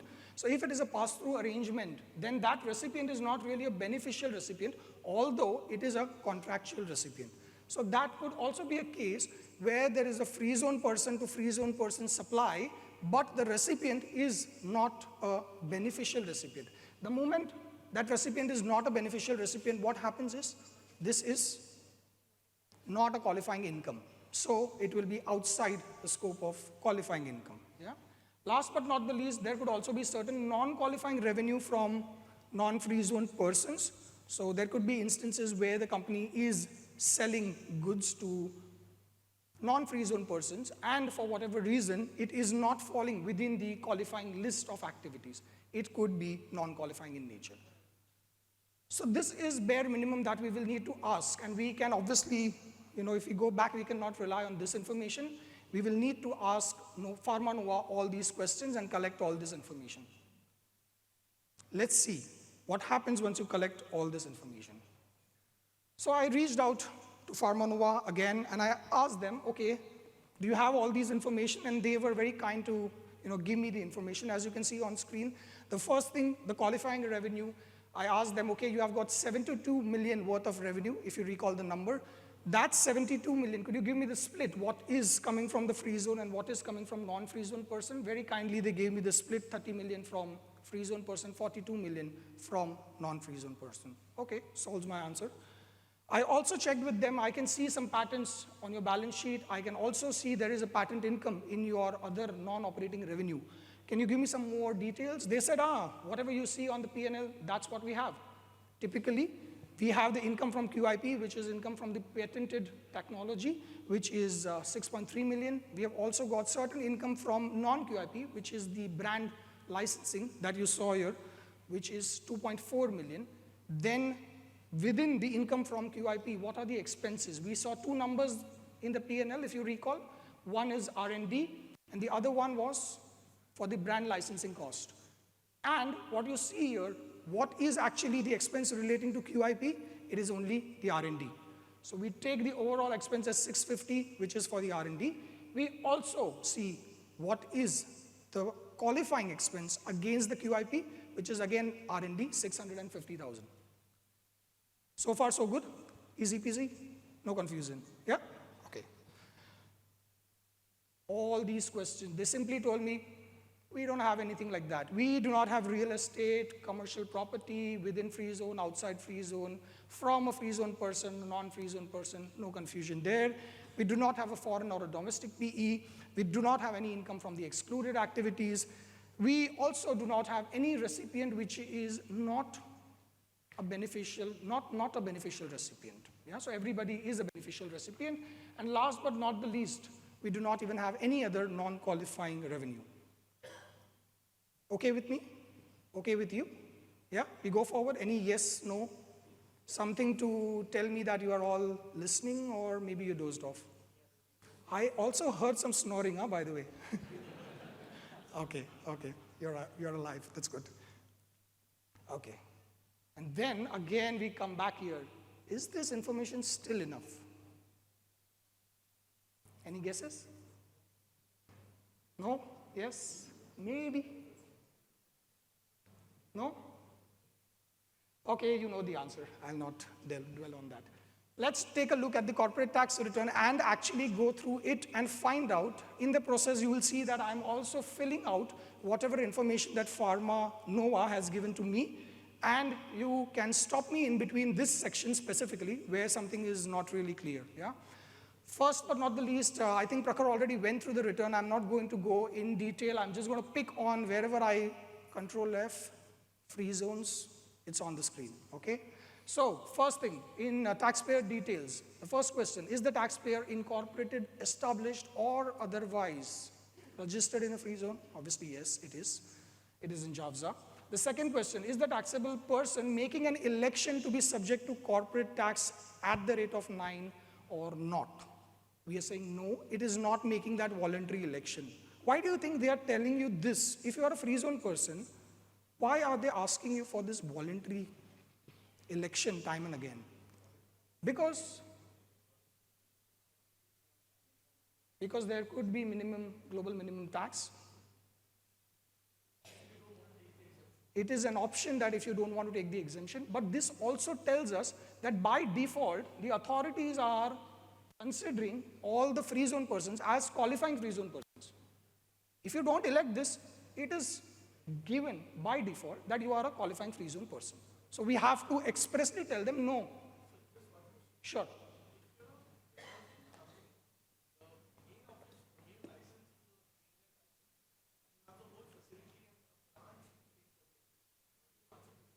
So effectively for the branch in Jabal Ali, you have a license still? So we have to go back to square one, which is what is the definition of a free zone person? And the free zone person tells that it includes establishment. It also emphasizes that any non-resident person having a branch in the free zone is also considered as a free zone person. Not for the mainland company, only for the branch. It's a combined return, but specifically, you will see ahead in the return also, we will have to give that split. So the moment you will say, yes, I have a domestic PE, things will open up in the return. Yeah? Any other questions, thoughts? Please.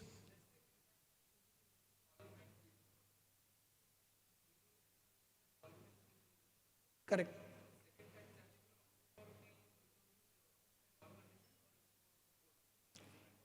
If you can repeat your questions and a bit louder this time.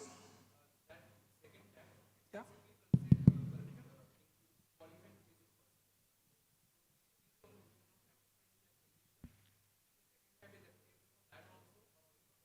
So you mean when you say second tab, you mean point 2 free zones? Taxable person making election subject to. Okay, this second one, yeah? The second question on screen. Yeah, effectively, if you are a free zone person, it will appear before you. The moment you are a free zone person, this question will pop up, whether you want to elect to pay tax at 9% or not. So that is for free zone, not for qualifying free zone. Not for both, right? If you are a free zone person, only then you can become a qualifying free zone. If you are not a free zone person, you cannot have this. A free zone can be non-qualifying free zone as well. A free zone can be a non-qualifying free zone. So effectively you're saying, but that is something that you need to check with your authorities. Okay, I got your question. So effectively you have a confusion still, whether the free zone, for example, Rakesh or some RAK ICC, right? Whether that free zone itself is a qualifying free zone or not, that is something which is not yet, we have not seen the cabinet decision, at least I have not seen it. I don't know if anybody in the audience has seen it, but you have to check with the regulator whether that zone where the company is incorporated, is it a free zone or not. We expressly email to them, but they are like very open approach. They never give conclusive answers. Perfect, I'm with you. Got the same response, honestly. I got the same response. It's unfortunate, but yeah, that's where we are. Okay, does the taxable person meet the requirements to be considered as a qualifying free zone person? Now this is your own trust that you're building with the authorities. So please be honest. If you don't meet it, you have to say no. If you meet it, just say yes. One of the things which Pharma Nova was also checking with me before they shared the financial statements, very interestingly, they told me, Nirav bhai, we are going to get the audit done. But today, we got that 10,000 dirham penalty, and the FT announced you will get a penalty waiver if you submit the return by 31st July. What if we submit the return but audited financial statements, by 30th September? Kar denge. What do you think? Kya kare iska? You need the audited financial statements. Why? Because it is one of the conditions to meet the QFZP benefit. So if you don't have the audited financial statements, and possibly if you don't even upload it with this return, the FTA is obviously not just going to reject your free zone application, it will also create bad trust. So yeah, just a big no-no. So we told them, so they understood, they sent me an audited financials, yeah? So it's okay. Okay, let's go into the next part very quickly, conscious of time. Free zone details. So now this is where things will start to get populated from the financial statements. So first and foremost, total revenue as per the financial statements. We saw 72 million. Here I am writing 80.7 million. Any guesses? It is including all income. Agreed? No confusion there. Perfect. Then we say, does the free zone person have a domestic or a foreign permanent establishment? They told us no, so I'm simply writing no. If you say yes, you need to mention a number there. Yeah? If the next question comes, does the free zone person derive revenue from transactions with non-free zone person in respect of commercial property? Again, this was in the extensive flow chart. Again, the client told us, no, we do not have this. The next one, does the free zone person derive revenue from immovable property located in a free zone that is not a commercial property? They told us, no, we do not have this. Again, I'm putting a no, simply. No rocket science, just putting it there. Yeah? The next one, does the free zone person derive revenue from the ownership or exploitation of intellectual property? Interesting one, yes. The moment I clicked on yes, there was this small intellectual property schedule which popped up, and then you need to go in and you need to fill out some things in it. We'll take a look at that. But the moment you fill that out, the next two fields that you see here, they kind of change by themselves. I didn't do much, okay? So let's take a look at what was inside this IP schedule. And the moment I opened it, you can clearly see, first and foremost, they asked me what is the description of the QIP. I said, okay, it's patents. Let's write patents. Overall income, 6.3 million. We saw it in the income statement. What was the overall expense? The brand licensing is not related to QIP, so we carve it out. Whatever remains, if you remember the number 650,000, is there on screen. And last but not the least, what is the qualifying expenditure relating specifically to QIP, which is the R&D cost, 650,000 again. You fill this information out in the schedule, and again, you see three things will auto-populate here. You can see the first one is total income in excess of the qualifying income. There is none, so they say 0. They also said total income derived from the ownership or exploitation of the intellectual property, which is not QIP. This is something which was the brand licensing income. If you remember, 2.4 million. And lastly, total revenue derived from the ownership or exploitation of intellectual property that is not considered QIP, just the total of it, which is again 2.4 million. Interestingly, there is also something where I don't know if it's there on the screen, but while I was filling out the schedule, they were auto-calculating the upliftment expense, which is something that we are aware of, that if there are any expenses incurred by the company in order to invest in the QIP to earn the QIP income, then you can get certain upliftment expense. It is like an added benefit that you get. But the FTA return auto-calculates this. So that's, again, one thing less to worry about. Yeah. Just jumping on to the next section, which is non-qualifying revenue. Again, as we discussed with Pharmanova, there was no non-qualifying revenue. So simply put, we have all zeros on the screen. We do not have any revenues which are non-qualifying. So you can see the 4 sections 0. I hope the audience in the back can still read it because it's a bit tiny. Last but not the least, does the de minimis apply to Pharmanova? Yes, it does apply. But is it going to give any output? No. Why? Because they do not have any income which is non-qualifying income. So effectively, because they don't have any non-qualifying income, the de minimis simply does not apply in the given situation. So have they met the condition of the de minimis? Yes. So that's the reason you see the yes there. Okay.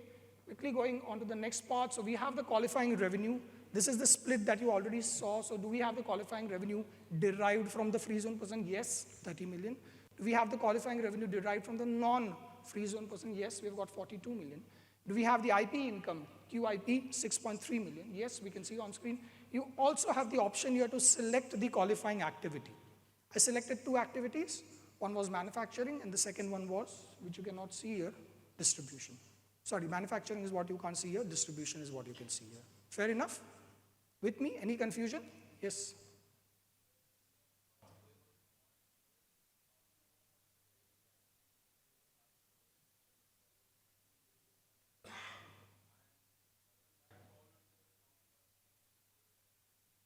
Okay, anybody want to take that and answer it? So maybe for the larger audience, the question, if I got that correctly.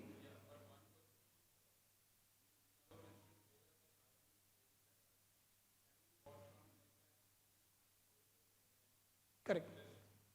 So in the given example, they are buying from the overseas buyers or suppliers, and they are selling it to overseas customers. The plot, it was silent, but when I called Pharmanova, they kind of, just slid this to me. Sorry about that. I should have written it. But yeah, he has a fair point that sometimes, what is distribution activity gets a bit confusing. And whether buying from a mainland entity, again selling to another mainland customer, and you're sitting in the designated zone, does it count like a distribution business? Anybody wants to take that? Come on, guys. I'm jealous of Prakhar. Because everybody was answering his question. Nobody likes me. Trust me, when I was on the stage, I had the same feeling. Anyone? Buying from mainland, selling to another mainland, you sit in Javza, is it distribution or not? Yes, no? Anybody who's saying yes? Show of hands. There are, yeah. It is? From a designated free zone. We are operating from a designated free zone. Do you import the goods in the designated zone? Do you import the goods in the designated zone? No. No. Is that a requirement, anybody? No. When the goods are supplied in the UAE, there is a requirement that the goods should flow through the designated zone.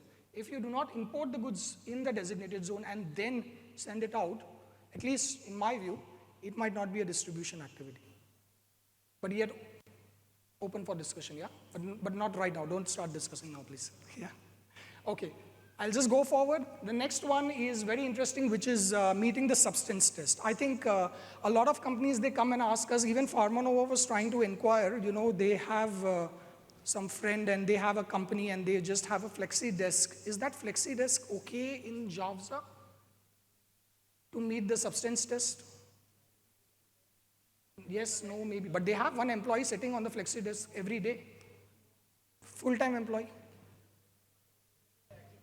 Depends on the activity.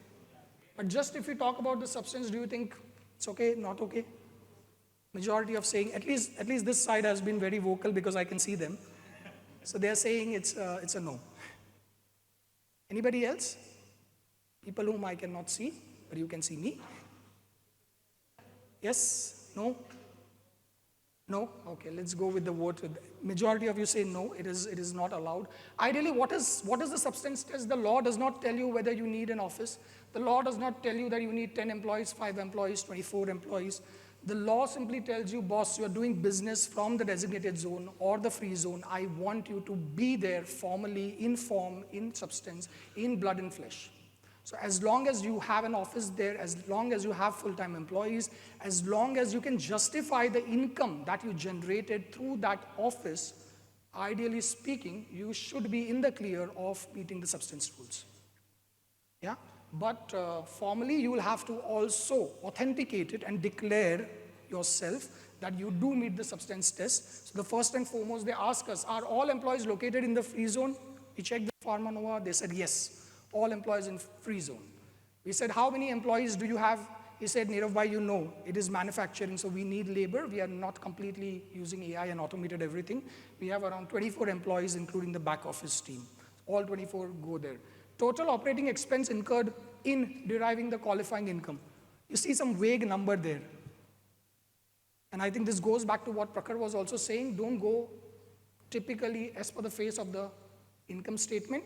You might have to calculate a few numbers, put it together, and put it here in the return. So here, when we talk about operating expense, this is not just the cost of goods sold, but this also includes the salaries, the bonuses, the rent, the utilities. When you add all those things, you get to the number 48.192 million, and that's what we added here. They also had an interesting one in the return. They checked with us total capital expenditure incurred in deriving the qualifying income. What is the total capex? Any guesses what this 71.2 million? It includes, somebody says R&D, but R&D was in the P&L, FII.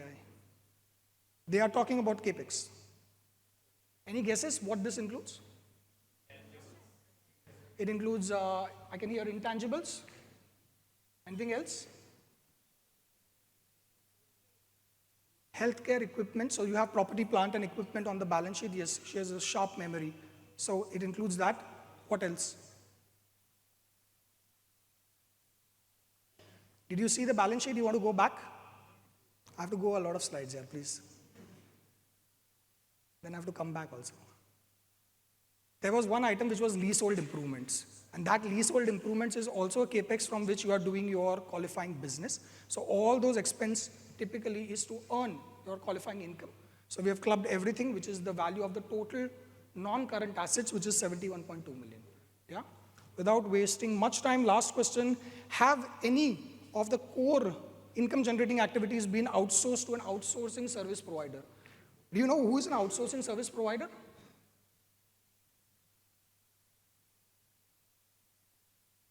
I can understand you, man. Please, guys, somebody. Outsourcing service provider, anyone? So if I got that correctly, somebody who is going to supply you certain things.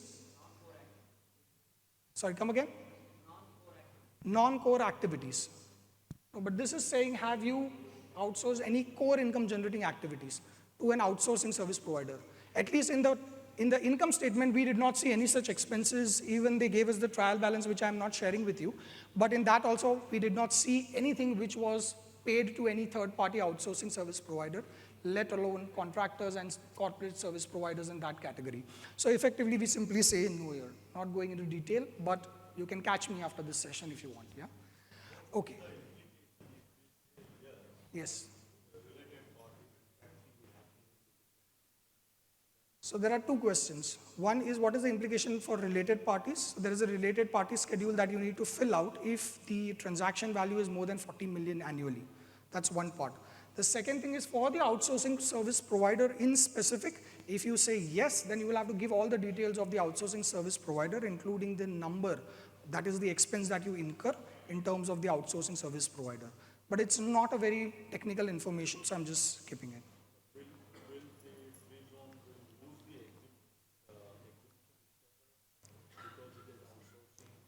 Not necessary. Yeah, not necessary. You can outsource it to a related party. But at the end of the day, the most important element of outsourcing is that two elements, or I think there are more than two also, that you need to outsource. For example, you are outsourcing employees. So in that particular situation, you need somebody in your company to oversee and supervise what has been outsourced.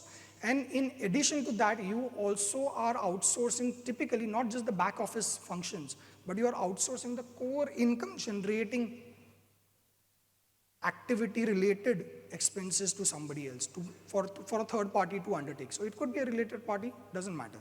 But as long as you're meeting within the scope, it should be okay. Yeah?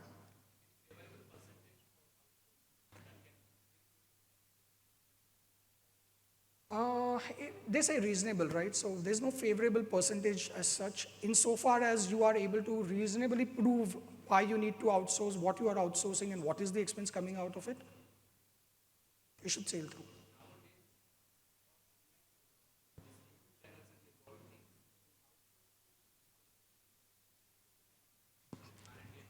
Okay.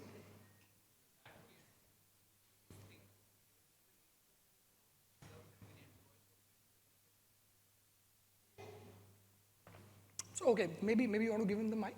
Yeah. Yeah. Can you just flag your hand so he'll give you the mic? Raise your hand. Yeah. No, who one was speaking? Yeah. Nowadays in Shams, many of the people are having YouTube channels and they are outsourcing all of their contents getting generated through outside the country. Under this situation, if you mention the percentages in terms of revenue, that how much ads or content we are creating outside the free zone, then that will make it disqualify. It will make it disqualify, yes. Because effectively, first you need to also understand what is a qualifying income, right? In the given situation, if you are only going to outsource certain things, which is your marketing function, to somebody else, it is not really a core income generating activity, isn't it? Your core income generating activity is, in this particular situation for Pharma Nova, it is manufacturing and distributing goods. So if you're going to market those ads and you're going to hire somebody sitting in the US to create the content, put it on Instagram and some other channels, is that expense a core income generating related expense? I'm not correlating it with Pharma Nova. I'm correlating with the YouTube channel persons who are preparing their content earning from Google and... So in that case, what is the qualifying activity for this entity? Patent. They are into the patent. So patent, obviously it is not the R&D expense. So again, is it really the qualifying expense to begin with? That's a question. Yeah. So I think we might have to sit together and find out what is there in your TV and then we can answer it, yeah? Okay. So let me take it forward. I think they've seen this slide enough. Last but not the least. Just one question. So now in UAE, generally there are group of companies. So in one entity or say group, there are 4 or 5 companies, and the operations so much entangled that one company is procuring, other is exporting, one is distributing, and they are widespread. I mean, there is no control. And employees also, in many cases, they are working in different companies but sitting under same roof. So what's the approach the company have to take? Because in those cases, it is very difficult to segregate, like, what's the core activity, who is doing it, who is distributing it. Correct. I think it's a very interesting and a very important question as well, especially where we are in terms of the region, because a lot of family-owned businesses, they have this kind of complex knitted structure where, you know, they are operating like just one big entity, but they have legal structures and SPVs spread across different, you know, parts of the country. I think what we have done in this case, to be in all fairness, there's no flat answer to it, but effectively a best way would be to file a clarification with the Federal Tax Authority, giving out more details to them in terms of the structure of the company and how they operate as a very closely knitted enterprise. Maybe from a transfer pricing point of view, Rishi might cover this, I'm not sure. But effectively, it will have TP implications as well, because you would want to segregate, okay, what is the function, assets, and risk of each entity in question. And then accordingly, you can, you know, recharge and get a formal arrangement between them. But meeting the substance test will still be an open question regardless of the TP rules. And that is where the clarification might help. Again, I'm saying might, because we don't know whether the FTA is going to reply in positive or negative, or if they reply in the due time. Yeah, so that's what I can tell you. Yeah.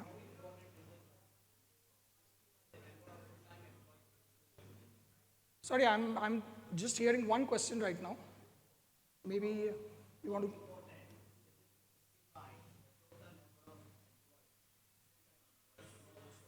Mhm. How important it is to justify. Partners, two or three partners, and each of them have divided the functions between them. Correct. One is an expert in procurements, one is an expert in sales. And literally they hire only one person to do the coordination. Correct. The revenue might be mind-blowing. So is it justifiable? See, the lawmakers have only told us that it has to be reasonable to substantiate. And when you say justify, justification doesn't stop here. And that's why the question which I'm trying to raise before all of you is that, is this information still enough? And which is where the Federal Tax Authority would have the discretion to come back to you, ask you, okay, give me the job profile of the individuals who are operating the business. Right. Give me, practically certain emails where they're dealing with suppliers or with customers. Right. What is the operations guy doing? What is his job profile? Does the salary reciprocate with it or not? And everything you can think around this particular point. So that's how at least we are looking at it, and most likely the FTA might follow that suit as well. So it's important to have the groundwork done. Absolutely, absolutely. Thanks. So TB is not at all, the financial statements and the trial balance is merely the starting point to look at the free zones, let alone the other entities, yeah? Okay. One more question. Yeah. Yep.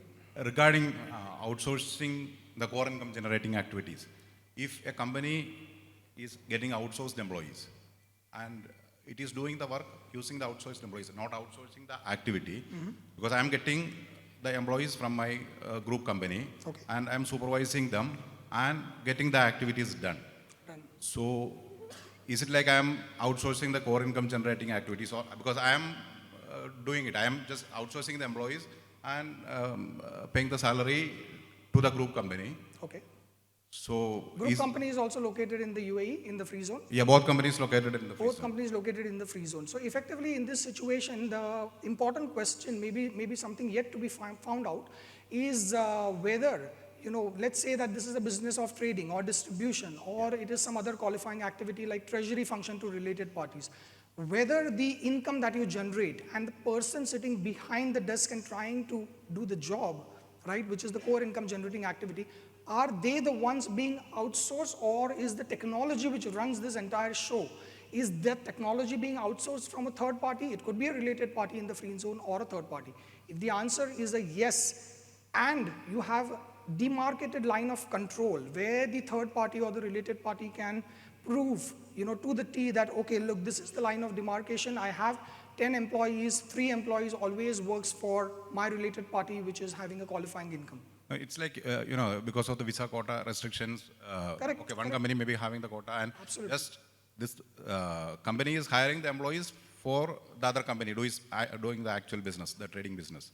Absolutely. No, I think I get your point, but that's where the distinction would lie, that you will still need to, like I answered the other gentleman as well, that you will still need to, substantiate what you are doing by proving in principle, in substance. You cannot just tell the authorities, look, I have substance. You'll have to prove it through the timesheets, through the payroll processes, through the limitations of visa that you mentioned as well, and then substantiate your point. But this is all subject to the discretion of the Federal Tax Authority, how they will perceive, not me, not you. My question was like, in that case, is it like I'm outsourcing the core income generating activity, or I am doing it myself, because I am using... Again, it depends on the facts of the case, whether everything is being outsourced or a part of it is outsourced, to what extent it is outsourced, what is the nature of the income, what is the revenue that is generated, what is the nature of the expense, and how do you segregate it. So it needs a bit more, details, yeah? I have one question, and let's take the example of Pharmanova. And you said that its core income generating activity is manufacturing. Okay. Right? What if Pharmanova was getting it manufactured from an Indian contract manufacturing organization, CMO? Okay. So in that case, will it still satisfy the requirement of core income generating activity? So effectively, it will again depend on the transaction flow. The transaction could flow in several different ways, right? The parent entity in Denmark outsources or supplies the APIs to, let's say, Pharmanova API is further being sold or maybe supplied to the Indian manufacturer, which is a toll manufacturer. Okay, the toll manufacturer is going to manufacture and sell the goods, or supply the goods rather, to the customers of Pharmanova, the distributors. And Pharmanova would simply say that, okay, I still do the distribution activity, if not the manufacturing, because manufacturing is what I have already given to a toll manufacturer. So in the financial statements or in the income statement, you would see an expense for the toll manufacturing, if that makes sense. So it's a core income generating activity. The distribution is. Distribution, yes. right? The distribution. And if all these activities within the, let's say, purview of IC sales, right? So I'm getting it manufactured from a toll manufacturer or even at a certain, Correct. fixed price, but I'm selling to a third country. Correct. So it's not coming in, so it That's qualifies fine. as a IC It sales. could still be a distribution activity, yes. Okay. Subject to meeting the other conditions, it will be a QFZP as well, yep. Right. And the other small question was with regard to the real estate. What if a company that is registered in JAFSA has got a residential, let's say, apartment in JLT? Correct. And it has given that apartment to one of its employees. Correct. Who is paying rent? Okay. So effectively, it's an expense, right, for the company? No, it becomes an income because it is renting to the employee, and the Okay, employee okay. It has the apartment bought under its own name, and it is renting the apartment. yes. So effectively, it's a non-qualifying revenue. Yep. It has a non-qualifying revenue, and it will not be considered as a qualifying income to begin with. Right, but that does not disturb the fact that it is still. I think Because in just the computation 0.1%. of your de minimis itself, or in the computation of what is a non-qualifying revenue, you exclude certain activities. I will need to go back and check on this specific points. I don't know if somebody has the list. Yep. If somebody has the list on it already or not. It's something we can touch upon later, yeah? Just in the interest of time, I'm just going to go through it quickly, yeah? Please bear with me. Last but not the least, I think we have already all agreed that we will need to certify that everything is met, all the conditions are met. So this is a self-declaration. If you do not meet the conditions but put a green tick here, possibly it is an incorrect return. Not sure if the FTA is going to take it forward and say that there is a bias or a intention issue. But definitely it is going to be picked up by the FTA if the conditions are not met. Another thing which is important, which you might need when you're filling out the return is, I'm sure you understand that UAE has 7 different emirates, and within each emirate, if Pharmanova in the given example or the case study would have different offices in different free zones spread across different emirates, they would have needed this bifurcation. For simplicity, this is what was collected from Pharmanova, and it's on the screen. They just had one office in Dubai Emirate, and we have the numbers populated there. Yeah? Don't try to tie back the numbers, they are just random. Sorry, come again? If it is a? It is not allowing you to enter the number here? Sorry, I didn't follow your question. Okay. Sorry, I have not checked it myself, but if anybody has checked it, whether negative EBITDA goes through. I'm not able to hear you, sorry. You will just add 0 there? Yeah, because I have not tested that, but maybe something to look at, yeah? Sure, thank you.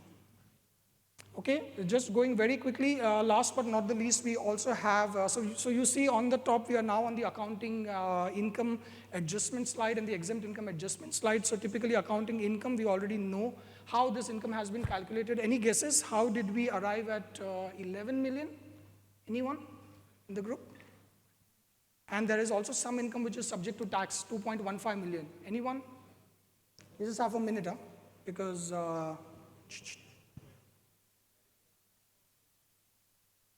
sorry, louder? Correct. So this is after the adjustment of client entertainment and the penalties and fines. So after that, we derive this number. But again, when you see the other income which is subject to tax, more importantly, this is the brand licensing income minus the 250,000 that we saw, which was for the cost of brand licensing. So that's how you derive the 2.15.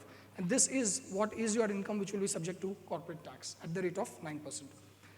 Does the taxable person account for any investments under the equity method of accounting? Checked with the client, they do not have any dividends, neither have they accounted for anything like that, no such investments. It's a no. Has the taxable person recognized any unrealized or realized gains or losses? We saw their trial balance, we saw their income statement, nothing of that sort, we just simply say no. Again, interestingly, this is where we populate the entertainment and the 50,000 dirham penalty very quickly. This is what we have in terms of the final taxable income and tax loss. So we have got 11.175. This is the final number, which is going to be subject to tax at the rate of 0, and 2.15 taxed at the rate of 9%, on which you can see the liability comes to 193,500. Yeah. What are the most common pitfalls? I'm just going to take 5 more minutes on this, not more, but I just wanted to bring this to your attention, and I think it's very important that us as chartered accountants sitting on this side of the table sometimes and trying to advise the client. Please be aware of this. Lack of audited financial statements means that you will not meet the QFZP conditions, and it will go down the drain for 5 years, as Prakhar already pointed out. Non-disclosure of non-deductible expenses, as you saw here, although the company in question did not pay any taxes, at least on the qualifying income, they were still required to segregate what is the entertainment, what is donations, what is fines, and so on. So please be aware that you will still need to disclose this information, although it will not have an impact. Next is revenue misclassification, sorry. So again, missing out on revenue or classifying it in the wrong way in terms of what is mainland, what is free zone. I have a branch in other entity, I have a shop there. All these questions need to be addressed on a fact-to-fact basis, and it's very important that you look into it. Otherwise, there will be miscalculations as well. R&D deductions, very important to note that R&D deductions are the only possible deductions which are stemming or which are very, very important to claim deductions from your QIP income. So again, something that needs attention and more details, while calculating. Last but not the least, incomplete related party disclosure could still be considered as not meeting the transfer pricing rules, which is also one of the conditions to claim the QFZP benefit. And so that is also something which we should flag to the clients, or if you are the client yourself, the company, then please do take that into account. That's it, I'm going to run. Thank you so much, guys. Thank you. Yes, please be on the stage. So thank you so much, CA Nirav Bhai, for that brilliant and deeply analytical sessions. I just want to ask out of the curiosity, ये नीरव वालों को sir कुछ extra वरदान है क्या? Because Nirav Rajput and Nirav Shah, I can see when you were presenting your session, there was someone who was sitting in the second line, Mohammad Lakhani. He was reading the book written by CA Nirav Shah from the FEM advisory and asking the question. So I just came into my mind कि यार नीरव शाह वाले extra brilliant होते हैं, नीरव नाम वाले. Sorry. So can I have a huge round of applause for the Nirav Rajput, and of course our tax champion Nirav Bhai Shah as well. He is sitting here.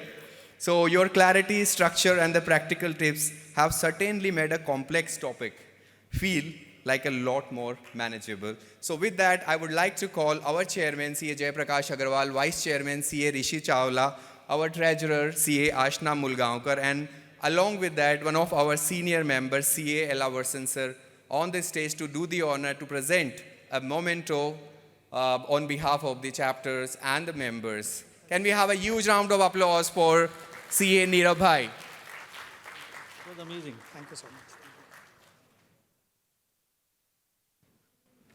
Thank you so much, Ashna.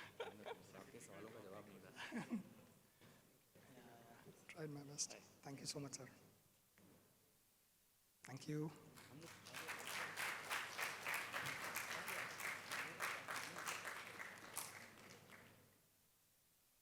Thank you. Thank you so much. Thank you very much. Thank you, Nirav Bhai. Thank you, Jay Bhai, Rishi Bhai, Ashna ji, and Prince sir as well. And now we enter into the final and one of the most awaited segments of today's event, one that's everyone's attentions, transcribing schedule, time to reveal the relationship. Friends, whether you are dealing with the related party disclosures or navigating from the form's 10E like for the first time, this segment is where the compliance meets complexity. And the person who is simplifying this topic for us today is name known across the region for his expertise, CA Rishi Sapra. And to formally introduce, I now invite our executive member, CA Balram, on the stage to formally introduce the next speaker. Over to you, Balram. Can I have a huge round of applause for Balram?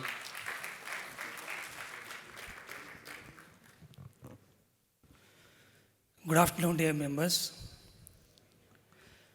As we all know that we are at a historic moment of being part of this first corporate tax return filing. We generally not many will get this opportunity, as you know. So when we start filling up the form of CIT returns, we see a lot of areas where there is a confusion or may require more information. And one such area is transfer pricing, without any doubt. So to take us through that complex topic, we have our next speaker, CA Rishi Sapra. CA Rishi is the founder and CEO of Young Global, a UAE-based tax consulting firm. A chartered accountant with 15 years of experience, he has advised on corporate tax, transfer pricing and international tax across UAE, Middle East, UK, Netherlands and India. Having worked with Big Four firms as well as Tier 2 consulting firms, he gained a lot of experience on that topic. His expertise spans value chain analysis, corporate tax and free zone impact assessment, transfer pricing policies, CT and TP return filings, and defending tax positions during audits. He has led multiple UAE corporate tax and transfer pricing implementation and documentation projects and also contributed to UAE VAT engagements. An active speaker at leading UAE forums, Rishi was recognized as a nominee for the transfer pricing Rising Star in the Middle East category by International Tax Review Awards 2023. So ladies and gentlemen, let us put your hands together to welcome CA Rishi Sapra to the stage.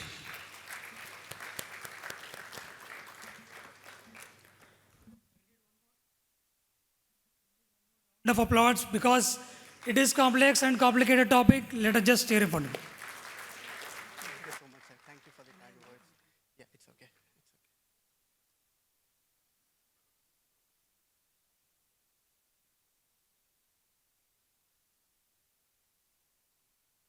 Is this working? Sorry. It's okay. Hello, everyone. A very good afternoon. And thank you, Balram, sir, for the kind introduction. And a big thanks to each one of you here for sparing your Saturday for a learning session. We are really overwhelmed to see such a crowd. And trust you me, we'll make the best use of this last session before we go out for a good lunch. Also, thank you, our Honorable Chairman, Jay sir. I still remember when Jay sir and me were speaking some days back, early this week, he said that there are still quite a lot of gray areas in transfer pricing. There are a lot of myths which need to be broken. So in the next 45 minutes, I'll do to the best of my ability to break out the myths, tell you some positions which we are taking as transfer pricing advisors, tax advisors for the UAE taxpayers, and they will be stemming in from our experiences in the UK, Netherlands, also Saudi Arabia, Egypt, and Qatar, where transfer pricing rules have been in operation for quite some time. So just before I start on transfer pricing rules, one of my seniors said a very good quote that the transfer pricing rules are best explained by a saying that I am not right, but I'm not wrong as well. So nothing is right or wrong in transfer pricing.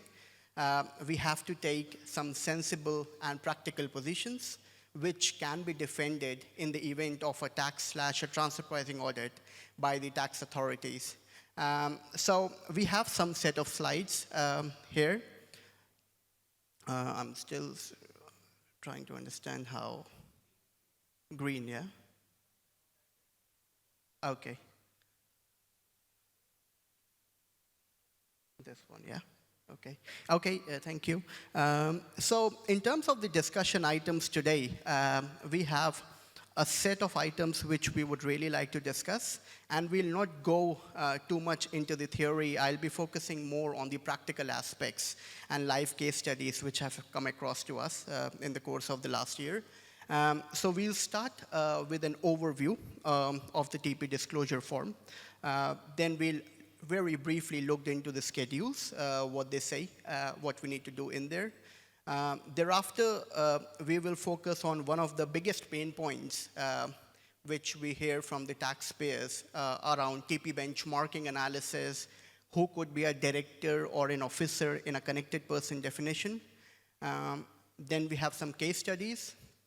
Then one of my most favorite parts, which is the frequently asked questions.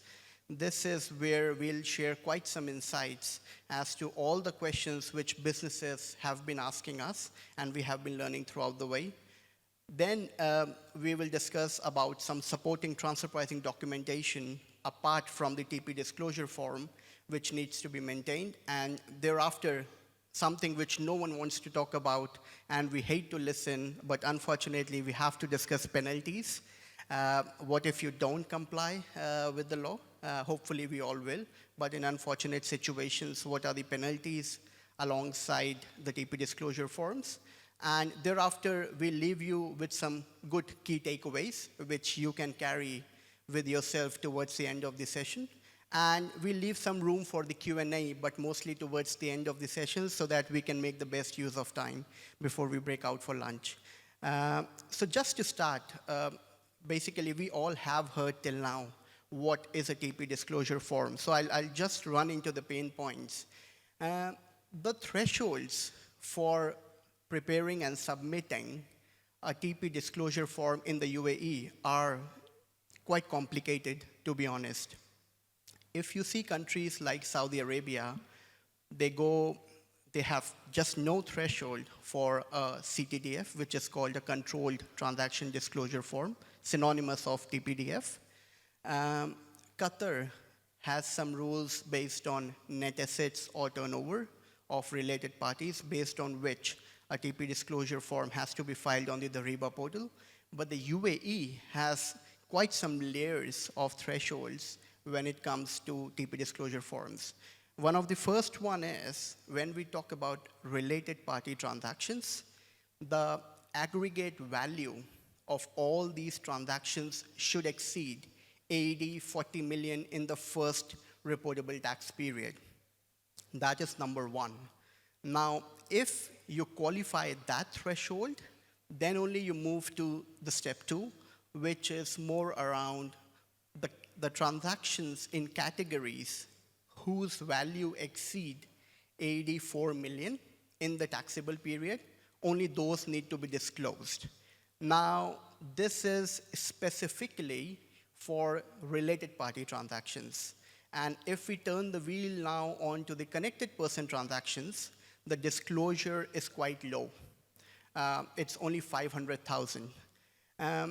There are quite some sayings around why the disclosure has been kept very low for the connected person transactions, because there is no personal income tax yet. And a lot of discussions have been sparked in the UAE after recently Oman announced that it will introduce a personal income tax for incomes exceeding 42,000 Omani riyals, which is 420K dirhams. So maybe is UAE preparing for it? We don't know yet. But maybe one of the reasons why the threshold is so low. Thereafter, the transfer pricing disclosure form, it covers two schedules. One is a related party schedule. The other one is a connected person schedule. And if you breach the relevant thresholds, which we just discussed a minute ago, then you have to fill in these schedules. And basically what they say is that you disclose the name of the related parties, the tax registration number, the transactions in specific categories, and we'll discuss what those categories specifically are. and thereafter the value of those transactions. And very few countries in the world have implemented a mechanism in their transfer pricing returns where they consider both the gross value of the transaction as well as the market value of the transaction, and UAE is one of them. Thereafter, we have to justify a transfer pricing method with which we prove that our transactions are undertaken at a market price, so as to say an arm's length value. And then, if we are choosing the method, specifically when we choose one of the methods called an other method, we have to justify why we are choosing so. Now, if we go on to the connected person schedule, they ask name of the connected persons, the value of the transactions, payments or benefits made to them, a bit of a description, what those payments or benefits relate to, and again, what is the market value of those benefits. So they're asking quite a lot of information. So what I always feel is it's a very strategic document which you are filing with the tax authorities. So a thorough analysis should be undertaken before you fill in the transfer pricing disclosure form. Now, the transfer pricing disclosure form needs to marry your other transfer pricing documentation elements, be it a local file if you breach the threshold of 200 million dirhams at a standalone level, or you are a Pillar 2 group, 3.15 billion dirhams in the taxable year. Now, all these thresholds have to be seen in the current taxable period. We have some businesses asking us the question, why is it in the current period? For CBCR, country by country reporting, which exists for quite some years in the UAE, the threshold has to be seen for the last year. So it's a bit confusing, and transfer pricing as a subject is very confusing. So no complaints against it. But we are learning day by day. So the disclosure form needs to align with other documentations. We have to keep ourselves updated with how the system is operating. In the past, Imara Tax Portal has been a bit notorious. When we were filing returns in December for some of the companies, it said to attach a master file and a local file. And that requirement was never in there before, but now it has been removed. Now you just have to maintain it and prepare it, and you don't have to upload it. It's only submission upon request, and that too you get 30 days. Thereafter, we really need to keep a track of what changes are coming in on the Imara Tax Portal before we file the tax return, because things are changing quite rapidly here. So that is something to be taken care of between now and when you file your first tax return. So if we talk about the schedules, specifically the related party schedule and the connected person schedule, it first asks you whether the value of your related party transactions exceed 40 million, or the value of your connected person's transaction exceeds 500,000 dirhams. Now, this is for each connected persons. So for each connected person, we'll have to see whether payments or benefits made to them exceed 500,000 dirhams. Once you answer yes, they do. So what the TP disclosure form essentially does is, it opens you a set of new questions, which are in this slide. So basically, they ask you, okay, what is the name of the related party? What are the nature of your related party transactions? Now, again, comparing it to what is happening in the other Middle Eastern countries, like Saudi Arabia, our good close friends, they have 4 categories of transactions being reported in their disclosure form. It says tangible, intangible, services, and financial transactions. But the FTA says 7 categories of transactions. And these categories relate to goods, services, intellectual property, assets, liabilities, IP, and others. So you have to categorize all your related party transactions into these 7 categories. And we'll discuss more about that because this is a very gray area as to what to report in 40 million, what to report in 4 million. So we have those items for discussions in the FAQ. Now, once you disclose your transactions, your related parties, it asks you about the gross value of your related party transaction alongside the market value of your related party transactions. And it asks you to choose a method. So there are 6 transfer pricing methods, 5 are preferred. 1 is the other method, which is still preferred, subject to some justification and understanding of the taxpayer and the tax authorities. So all the 6 methods are widely used in practice. Gone are the days when 1 or 2 methods were preferred by the tax authorities. They are motivating the taxpayers, encouraging them to use any of the methods which is most applicable to them.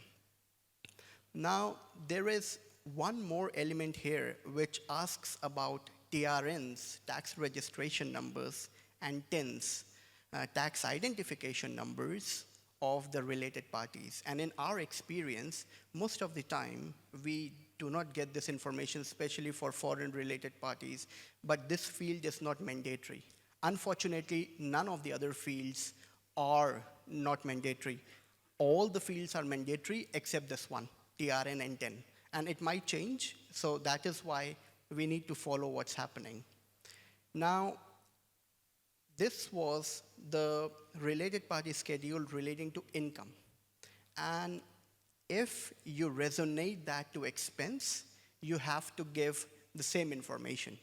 So they are trying to see both incomes and expenses at the level of the related parties and how they are impacted by transfer pricing or transfer mispricing, where you don't comply with the law. Now, the information there is same.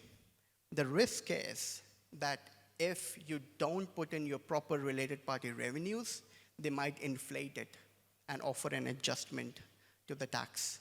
If you don't offer your arm's length expenses, they might be disallowed and added back to your taxable income on which you will offer more taxes. So it's equally important to give equal love to both the schedules, be it a related party income schedule or a related party expense schedule. Now we go on to connected person schedule. Here, what they basically ask you is, okay, who is your connected person? What payment or benefit you are making to he or she? What is the value of that payment? What does that payment relate to? What is your paying?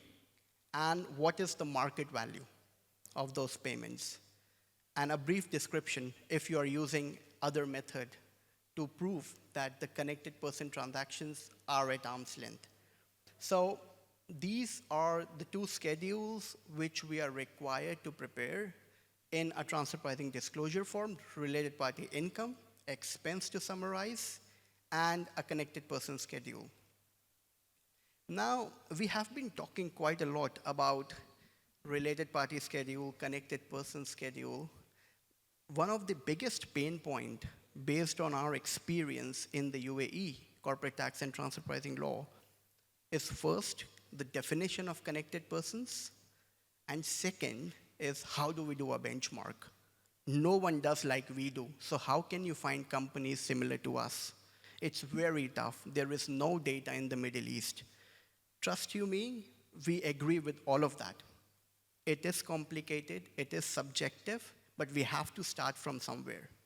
Transfer pricing is not an exact science, it's an art. That was a thing of the past.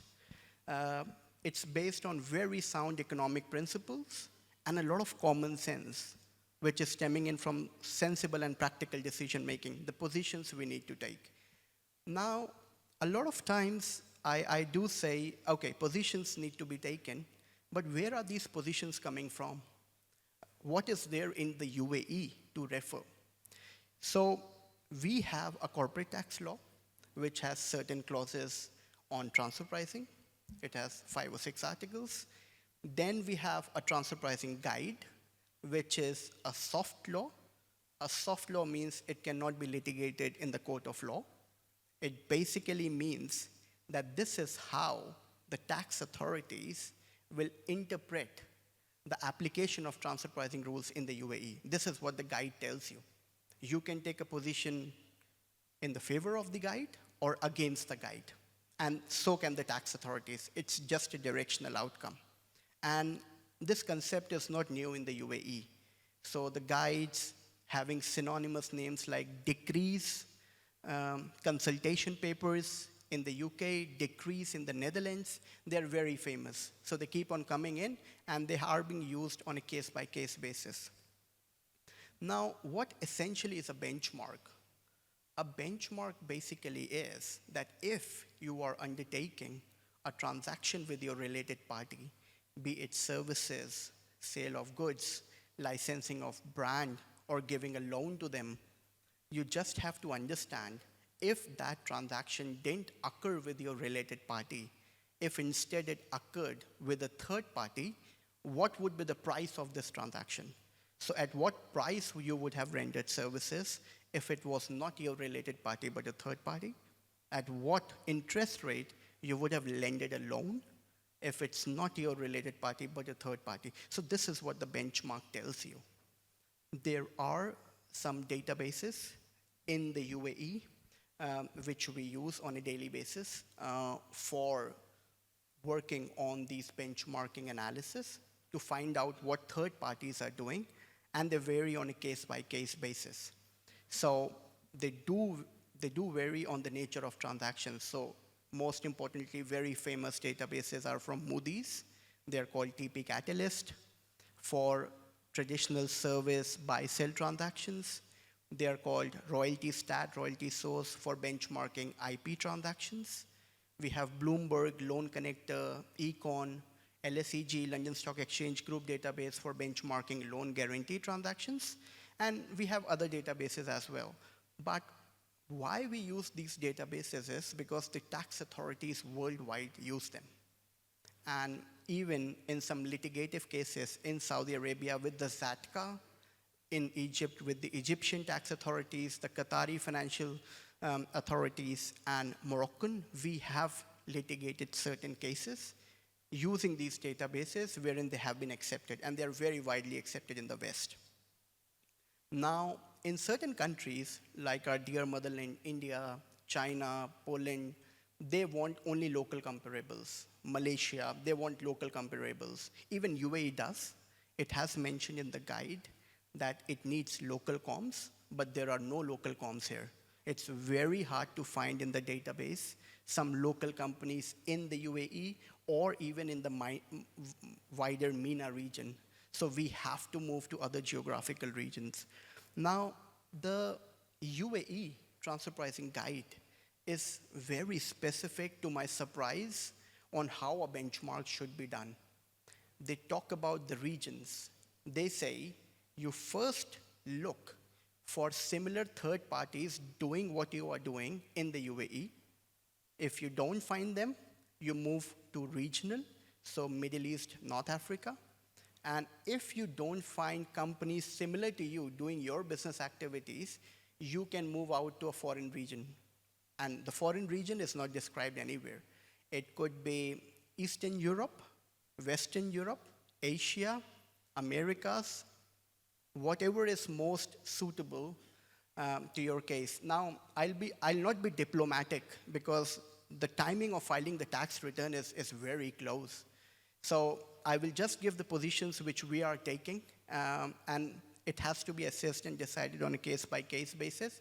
So generally, what we do is we do take Eastern Europe, we do take MENA to the extent we are lucky to find some companies operating in here, Israel, Turkey. And in some cases, we have also taken Western European companies comparable to the UAE, but then we draw a storyline that, okay, listen, this is not exactly comparable, so we might move in within the interquartile range. Now, this is on the region. Then the UAE transfer pricing guide says that a benchmark has a life of 3 years. You might see, as when you're speaking to advisors, there are big quotations coming in for a benchmark because it's expensive on the licensing side to benchmark the transactions and to take the licenses from bigger companies like Moody's, Thomson Reuters. But the benchmark has a life of 3 years, and it just needs to be updated every year so that you can refresh the financials of the companies which are stemming from the benchmark. The other point is the years, how many years you need to take in a benchmark. It's generally 3 years because the tax authorities want you to compare a weighted average rather than just taking a single year data. Because comparable companies may be going through something in a particular year, but if you see the trend, 3 years is accepted as a weighted average data when doing a benchmarking analysis. Now, I always remember this when I speak about a benchmark, is that once I was litigating a case with an HMRC grade 7 litigator, and grade 7 is quite senior litigator, and he challenged a benchmark for one of the biggest printer companies. And he said, and it was on a lighter note, he says, like, benchmark is like a marriage. You know, we date someone, we shortlist, we marry the right person. And that is what you try to do in a benchmark. Not trying to be personal here, but just trying to draw a comparison. Like, this is what we do when we are selecting someone to be our better half. And it's very similar. And it's, again, a subjective exercise. Now, why is it important to do a benchmark in the UAE? When we speak to businesses that a benchmark is required, the first reaction we get is, listen, whatever we are doing is at arm's length. And we take it with a smile, yes, of course. And this is what we are here to prove. We are here to help that, yes, you are doing the transaction at arm's length. But the thing is that we need to put that transaction in a set of methods. We have to bring in a market price, which might be your price as well. So we are not trying to reinvent the wheel. We are trying to support what you have. Some cases, there might be free of charge related party transactions, like loans going in from shareholders or between related parties or services going free of charge. Some companies have some individuals on their visa, they're working for others. There might be some management services being rendered on behalf of each other. In that cases, we do tell what profit you should earn on these transactions. So how much you should mark up essentially. That is why a benchmark is important. If you have a third-party price, that is also a benchmark. We cannot ignore it. If you are undertaking similar transactions with your related parties, with similar terms and conditions with your third parties, it's a direct comparable that can be taken as one of the sets. Most of the time, in loan setup, we get to hear from businesses that, listen, we have taken a loan from the bank, Emirates NBD, for example. It's an arm's length interest rate. We have nothing to do with the bank. We have passed on the same interest rate to our related parties. It's at arm's length. Yes and no. Yes, it's a third-party rate, but bank also does look at the credit profile of the borrowing entities before giving you a loan. So it might be very different based on your negotiation skills, how you negotiate with the bank to get a loan. Like when we take personal or home loans, we do negotiate, क्या कुछ interest, can you reduce it? कुछ हो सकता है, कुछ आप कर सकते हैं, and then maybe we win or lose, but we do try to do it. So bank interest rate is always not at arm's length. You have to add something on top of that bank interest rate if you're on lending that bank loan to a related party further.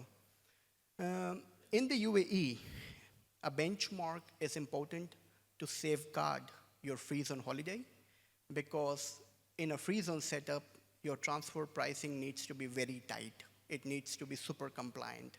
You might be at a risk of giving away your free zone if the benchmarking is not tight enough. then even in a mainland to mainland setup, imagine your 9% to 9%. The transactions impact your taxable income. Maybe tomorrow that entity, the other entity, service recipient, seller, buyer, they go into a loss. And then there might be a tax arbitrage. So one mainland entity paying 9%, the other one is at 0% now because it has a loss. Then that 9% entity might be able to push in some income expenses between the loss-making entity so that we can play with taxes. That is why in a free zone and a mainland setup, it's important. It's super important in case of cross-border transactions as well. You have to comply because we are very fortunate in the UAE to have a 9% corporate income tax rate for certain businesses. Now we are going to 15% for some businesses, and even we have 0%. So the tax law here in the UAE is super diverse, subject to certain conditions on what tax rates you're eligible to. The other thing is that the benchmark is accommodated in your local file.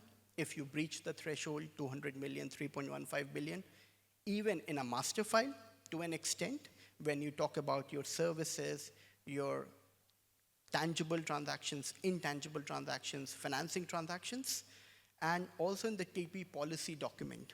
Now, a lot of auditors these days are asking TP policy document, give us a TP policy. And the benchmark has to go in there.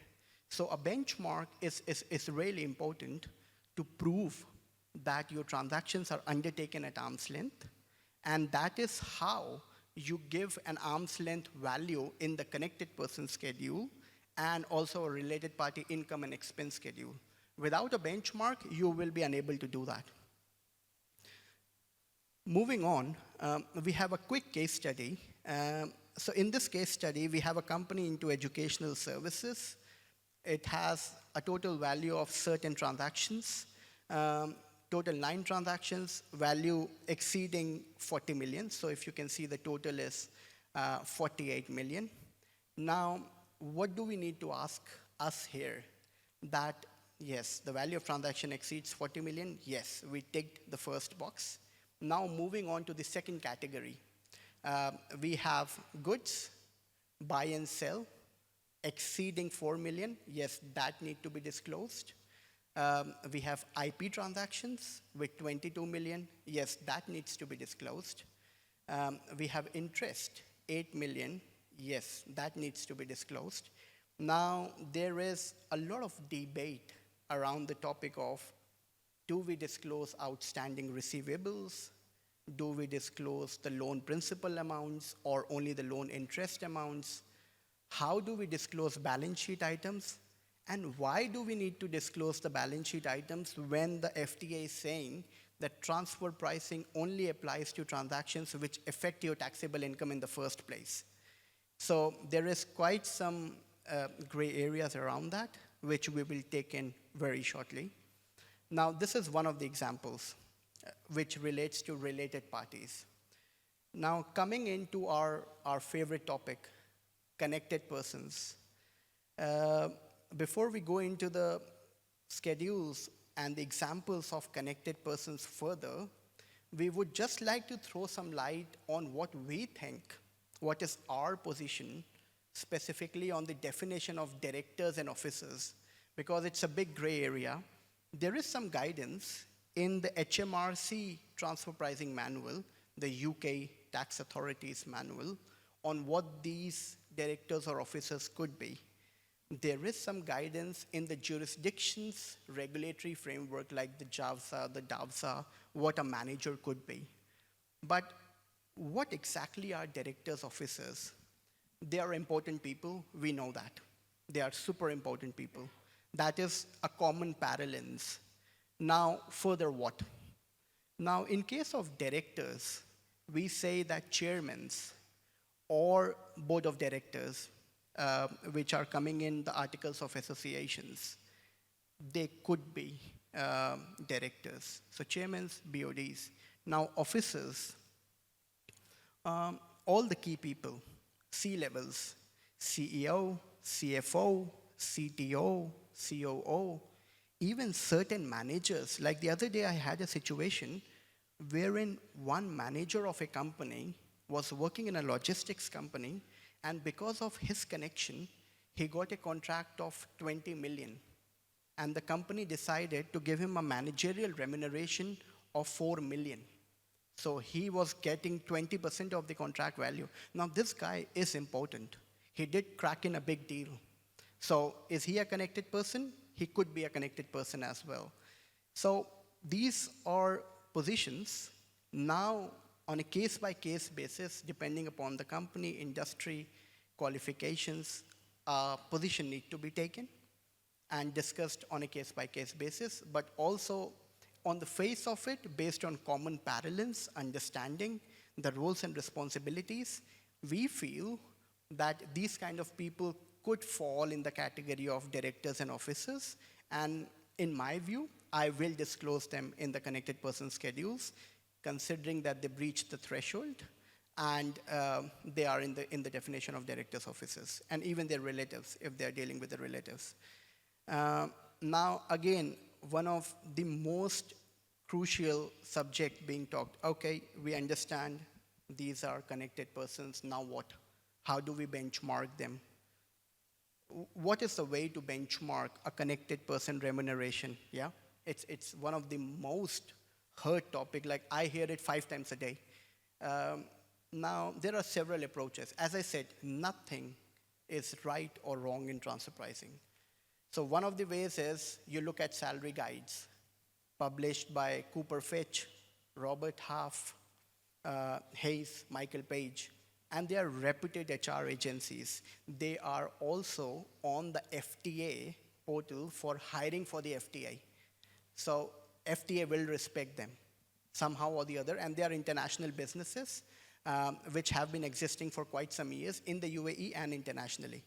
Now my favorite and the approach which I stand behind is talking to an HR firm, a third-party HR firm, giving them the roles and responsibilities of the connected person, his academic record, his professional record, what he's drawing, what are the items in his breakup, housing, transportation, child allowance, education allowance, bonuses, fixed, variable, performance-based, and then telling them, find out based on your database, similar people in the UAE, and tell us how much they are earning. Now, definitely they are bound by data confidentiality rules. So they do give us company A, individual Y, drawing X, company B, individual Z, drawing this. So we have a set of certain individuals with a range, and it's a total compensation package, including the salary, housing, transportation, bonus, and other allowances. There are other approaches as well. One of them is that we use the TP Catalyst database to compute a ratio of salaries and wages to total cost and assets.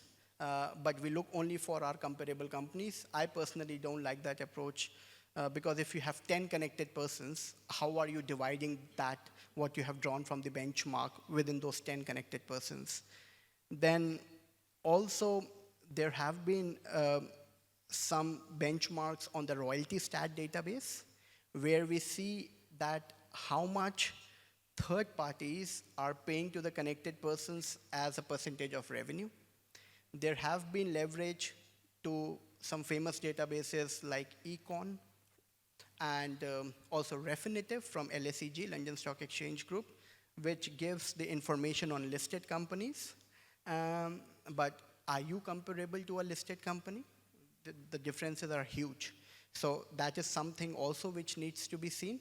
And if you want to see listed company data, definitely you can pick up EMAR's financial statements and see how much Mohammed El Abbar is drawing from the KMP schedules. So there are quite some approaches, 6 here. And you have to see on a case-by-case basis what is more relevant to you. My personal favorite is working with an HR firm because tomorrow if there is an audit, they will stand behind to support us. And the 6th transfer pricing method, which is called the other method, it does accommodate that if you cannot apply the first 5 methods, which is the cup, TNMM, resale price, cost plus, and the profit split, you have the right to go to the 6th method, which is the other method, and prove that your transactions are at arm's length, subject to certain descriptions in the connected person schedule. Now, we have an example where we have some people in an organization. Mr. A, who is the MD, he has an ownership and a control stake. Mrs. B, who is the mother of A. Mr. C, the CEO, and D is a normal employee. So here we have to see who is, first of all, who is a connected person. So Mr. A being an MD, yes, officer director. Mrs. B, mother of A, yes, first degree of affiliation, connected person. Mr. C, CEO, yes, connected person, has to be disclosed. D, maybe, may not be. He is an employee. Now, whether that employee will fall in the definition of connected person, we have to do a bit more fact-finding and understanding. Now, we have to see whether all these connected persons are withdrawing more than 500,000 dirhams. If yes, we have to report that and justify from a transfer pricing perspective why they are drawing at arm's length. Now, here is a catch in this example, that there is Mr. D who has another company wherein he has an ownership stake in that company, and there are transactions being undertaken between X LLC, which employs him, and there is another company which he has an ownership stake in. Now, whether these could be related parties, because the guy is an employee in one company and he is having an ownership stake in the other company, whether these are related parties, yes, we have to see on a case-by-case basis, but on the face of it, yes. They could be related parties because he's an employee of X LLC. So, and he's owning a stake in other company, and he's owning quite some substantial stake. So whether the transactions between the company of Mr. D and X LLC, whether they are at arm's length or not, so we have to see on a case-by-case basis, but the answer to this question is yes, they are related parties because they are owned by connected persons. Thereafter, we have some more case studies. If you see out loud here, there are 3 examples where the value of the related party transactions do exceed 40 million, but only those transactions need to be reported which exceed 4 million. So in the first example, it's services, royalties, and reimbursement of expenses. The second example, it's interest, expense and income, and gains or losses. And in the third example is purchase of goods and also reimbursements. So you have to qualify the primary threshold, which is 40 million, and the 4 million. And for connected persons, it's 500,000. So all these thresholds need to be qualified. Now, this is one of the most important slides, and I really like this slide the more I look at it. So there are some FAQs, and these are kind of based on our experiences, what we have been hearing from so many businesses in the UAE. So the first case is that there is a tax group, and we know that if certain criteria are met within the tax group, such as it doesn't have carried forward net interest expenditure, losses, if none of the tax group members are not availing a corporate tax holiday or a benefit, then they are excused for the purposes of transfer pricing application within the tax group. Now, if any member of the tax group breaches these conditions, then that member has to comply with tax NTP within the tax group, specifically on all its related party and connected person transactions within the tax group. Now, people do ask, okay, then when we are looking at the tax group threshold, do we have to count in the value of transactions within the tax group for the 40 million? Yes or no? No. If the tax group, none of its members are qualifying the conditions for application of TP, yes. If any of the members have breached one of the 4 conditions for application of TP, only the expenses, the transactions, related party revenues, expenses of that particular person has to be taken into the account for 40 million threshold. Again, the second point comes in on the transaction categories. They do ask us, do we need to report a loan amount in 40 million and then the 4 million? The answer is, the position here which we are taking is yes, if the loans are taken or are enhanced in terms of the facilities in FY24, yes, you need to report them in the 40 million criteria and the 4 million. So you have to consider them in the thresholds. And in the 4 million criteria, you have to report in interest on those loans, the arm's length interest and the other value of interest which you have recorded in the books of accounts, so the book value. The third question which we get to here is that whether we need to submit a master file or a local file. We just discussed in the beginning, no, it's a maintenance requirement. But trust you me, the kind of positions the tax authorities are asking to take in a TP disclosure form, that cannot be justified and substantiated unless you prepare your background transfer pricing documentation, be it a master file, local file, benchmark, functional analysis, economic analysis, and intercompany agreements. You need to have background documentation to support what you are filling in your transfer pricing disclosure form. The fourth thing, businesses do get confused on the various thresholds. Yes, we sympathize that the thresholds are quite confusing, but there needs to be an eye of detail, whether you qualify the local file or a master file threshold, whether you qualify for a transfer pricing disclosure form threshold, and thereafter, if you do, how do you look into 40 million, 4 million, and 500,000? That has to be seen. The other key part is the transfer pricing adjustments, and this is again a gray area. So when you are inputting the transactions in the TP disclosure form, you put in the gross value of the transaction, which is the book value, and an arm's length value, which is the market value. And if there is a difference, so imagine if the gross value is 100 and the arm's length value is 140, then there is an upward adjustment. That is called an upward transfer pricing adjustment, which the tax portal will pick in.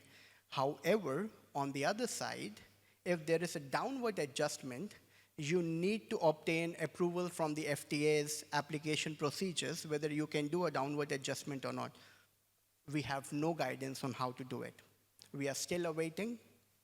At least personally, I am awaiting that there might be some guidance from now till September, or at the earliest, as to what do we do with downward adjustments. Something to be seen. Data disclosure, there is one field which is not mandatory, which is the TRN and TIN numbers. So it says where applicable, rest all the fields are mandatory in there. Free of charge transactions, what do we do? In the Saudi tax return, transfer pricing return, there is a line around, have you undertaken any free of charge transactions?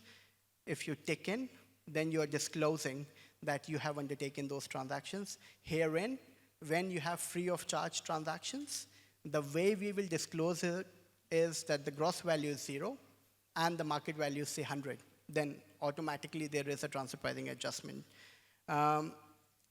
Then there are exemptions for disclosures, specifically in case of connected persons. So if the connected persons belong to a taxable entity which is listed on a UAE stock exchange or a recognized one similar to the UAE, you are exempt from the connected person transfer pricing rules. Or if you are managed, your entity is managed under the jurisdiction of a competent authority. Now, the competent authority is only mentioned in Ministerial Decision 265 of 2023 against the financial services. And rest other no competent authorities mentioned. So what we do basically, when we come across businesses who are subject to the competent authority jurisdiction, we do have a discussion with them. First of all, are you subject to a regulatory oversight? Which is the competent authority managing you? And then we take a call. So these 8 points are quite frequently asked herein. And hopefully, with the positions we have just alluded to, it could help you in taking a position in filing your disclosure forms. Now, a lot of time we hear from the businesses that, listen, we don't meet the TP disclosure form threshold, we do not meet the local file, master file threshold, we will not do anything on TP. That's a myth which needs to be broken here. Even if you don't breach any of the relevant thresholds, then yes, you might not be required to disclose, but we always suggest you to have an audit trail, a compliance framework, where you should have documents ready for your transfer pricing positions, and that comes under Article 55 as supporting TP documentations, which could be in the form of a TP memo. They could be intercompany agreements, they could be invoices, transfer pricing benchmarks, policies, etc. Again, something which we don't want to hear about, but that is why this is one of the last few slides, is penalties. If we have a delay in filing of the tax return, or we file it late, essentially, we have a penalty of 500 per month for the first 12 months, followed by 1,000 per month. Thereafter, if we have a violation, then we have 10,000 followed by 20,000 in the repeated violation for 24 months. Now, what do we want to leave you with? And this is one of the last slides before we open the floor for some Q&As or during the lunchtime. So please understand who are your related parties and who are your connected persons. Do understand the transactions, related parties, connected person transactions, what are the thresholds. Do understand what is the value. Will they qualify for a disclosure or they won't? Do have a compliance framework, maintain an audit trail for all your related party transactions. Even if in your organizations you're passing on the baton to someone else for managing the related party situations, they might understand your policies. And keep a close eye on the portal as to what changes we are experiencing from now till you file your first corporate tax return. With this, I do open the floor for any Q&As if you have, or even if the time doesn't allow, during the lunch break. Yeah.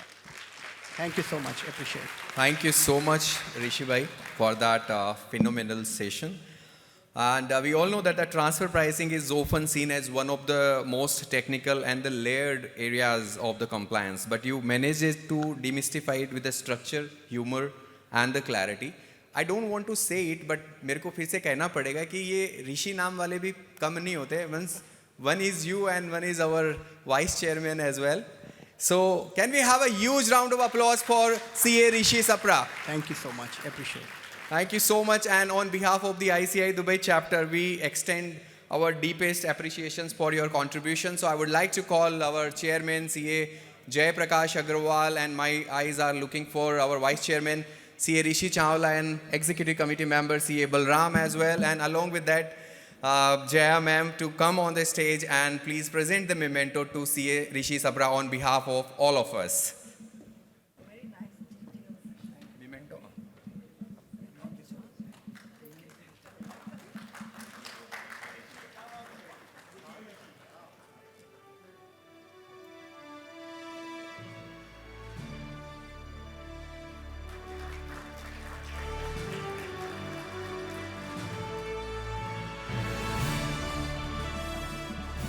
Don't go anywhere. We have a raffle for the Apple Watch. Can we have another round of applause for one more reason for the CA Rishi Sapra, because he is the one who is sponsoring that Apple iWatch for the members, and the raffle draw will happen just after the vote of thanks. So please, now I would like to close this insightful and engaging sessions. It's a time for a formal gratitude. And for that, I would like to call one of our committee members, CA Vijay Mohan, to do the formal vote of thanks. But before that, a small and a humble request. Since we are today in the large numbers, so please show a little extra patience for the food counters. And while waiting for the valet parking, we will be require your support for that, considering the large numbers. So thank you so much, and please bear with us and do supportive. during the valet parking and the food counters, and please be mindful for the wastage of food as well. Now, I will invite after the word of thanks. So for the vote of thanks, you have to stay here.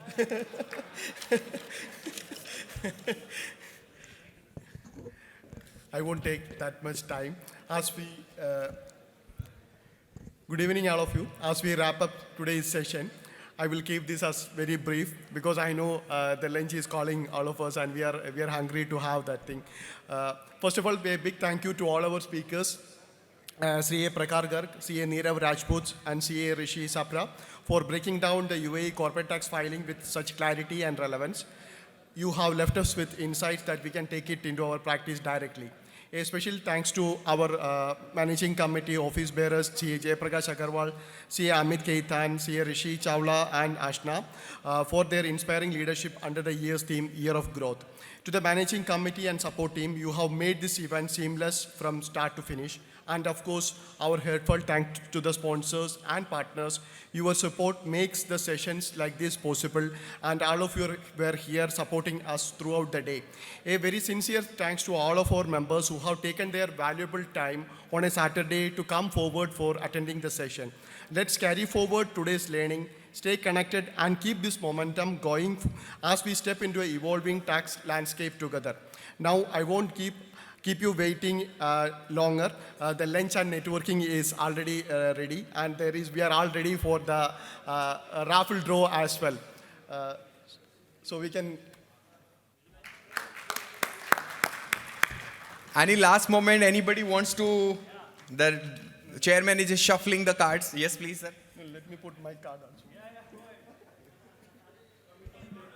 Anybody wants to try their luck? You could be the winner of that Apple iWatch. Yes, he's shuffling. Yes, the last moment entries are coming. Anybody else is left? Please put their cards. Nirav भाई का card भी आ रहा है. Very good, wonderful, sir. अभी तक कहाँ थे आप लोग?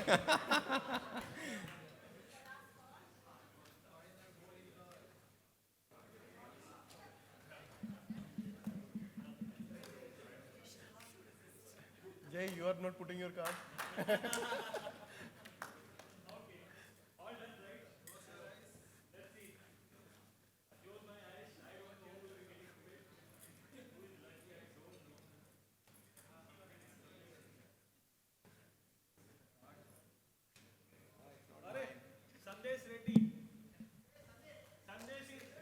Sandesh Reddy ji, are you here? Sandesh bhai, lucky. Please come. I know Sandesh since we started VAT sessions together. Sandesh bhai को तब से जानता हूँ, आज almost 8 years हो गया जानते हुए, I knowing you.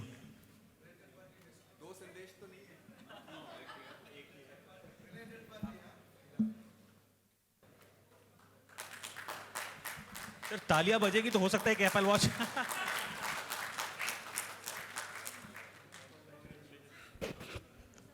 Thank you, speakers, and thank you, members, for this wonderful and joining for these sessions. Please proceed for the, as I requested earlier, please be patient at the food counters and for the valet parking. And yes, Jai Bhai, please come on the stage, and I request our Vice Chairman as well to come on the stage, and along with the speaker, Neerav Rajput. Rishi Bhai, Rishi Chawla.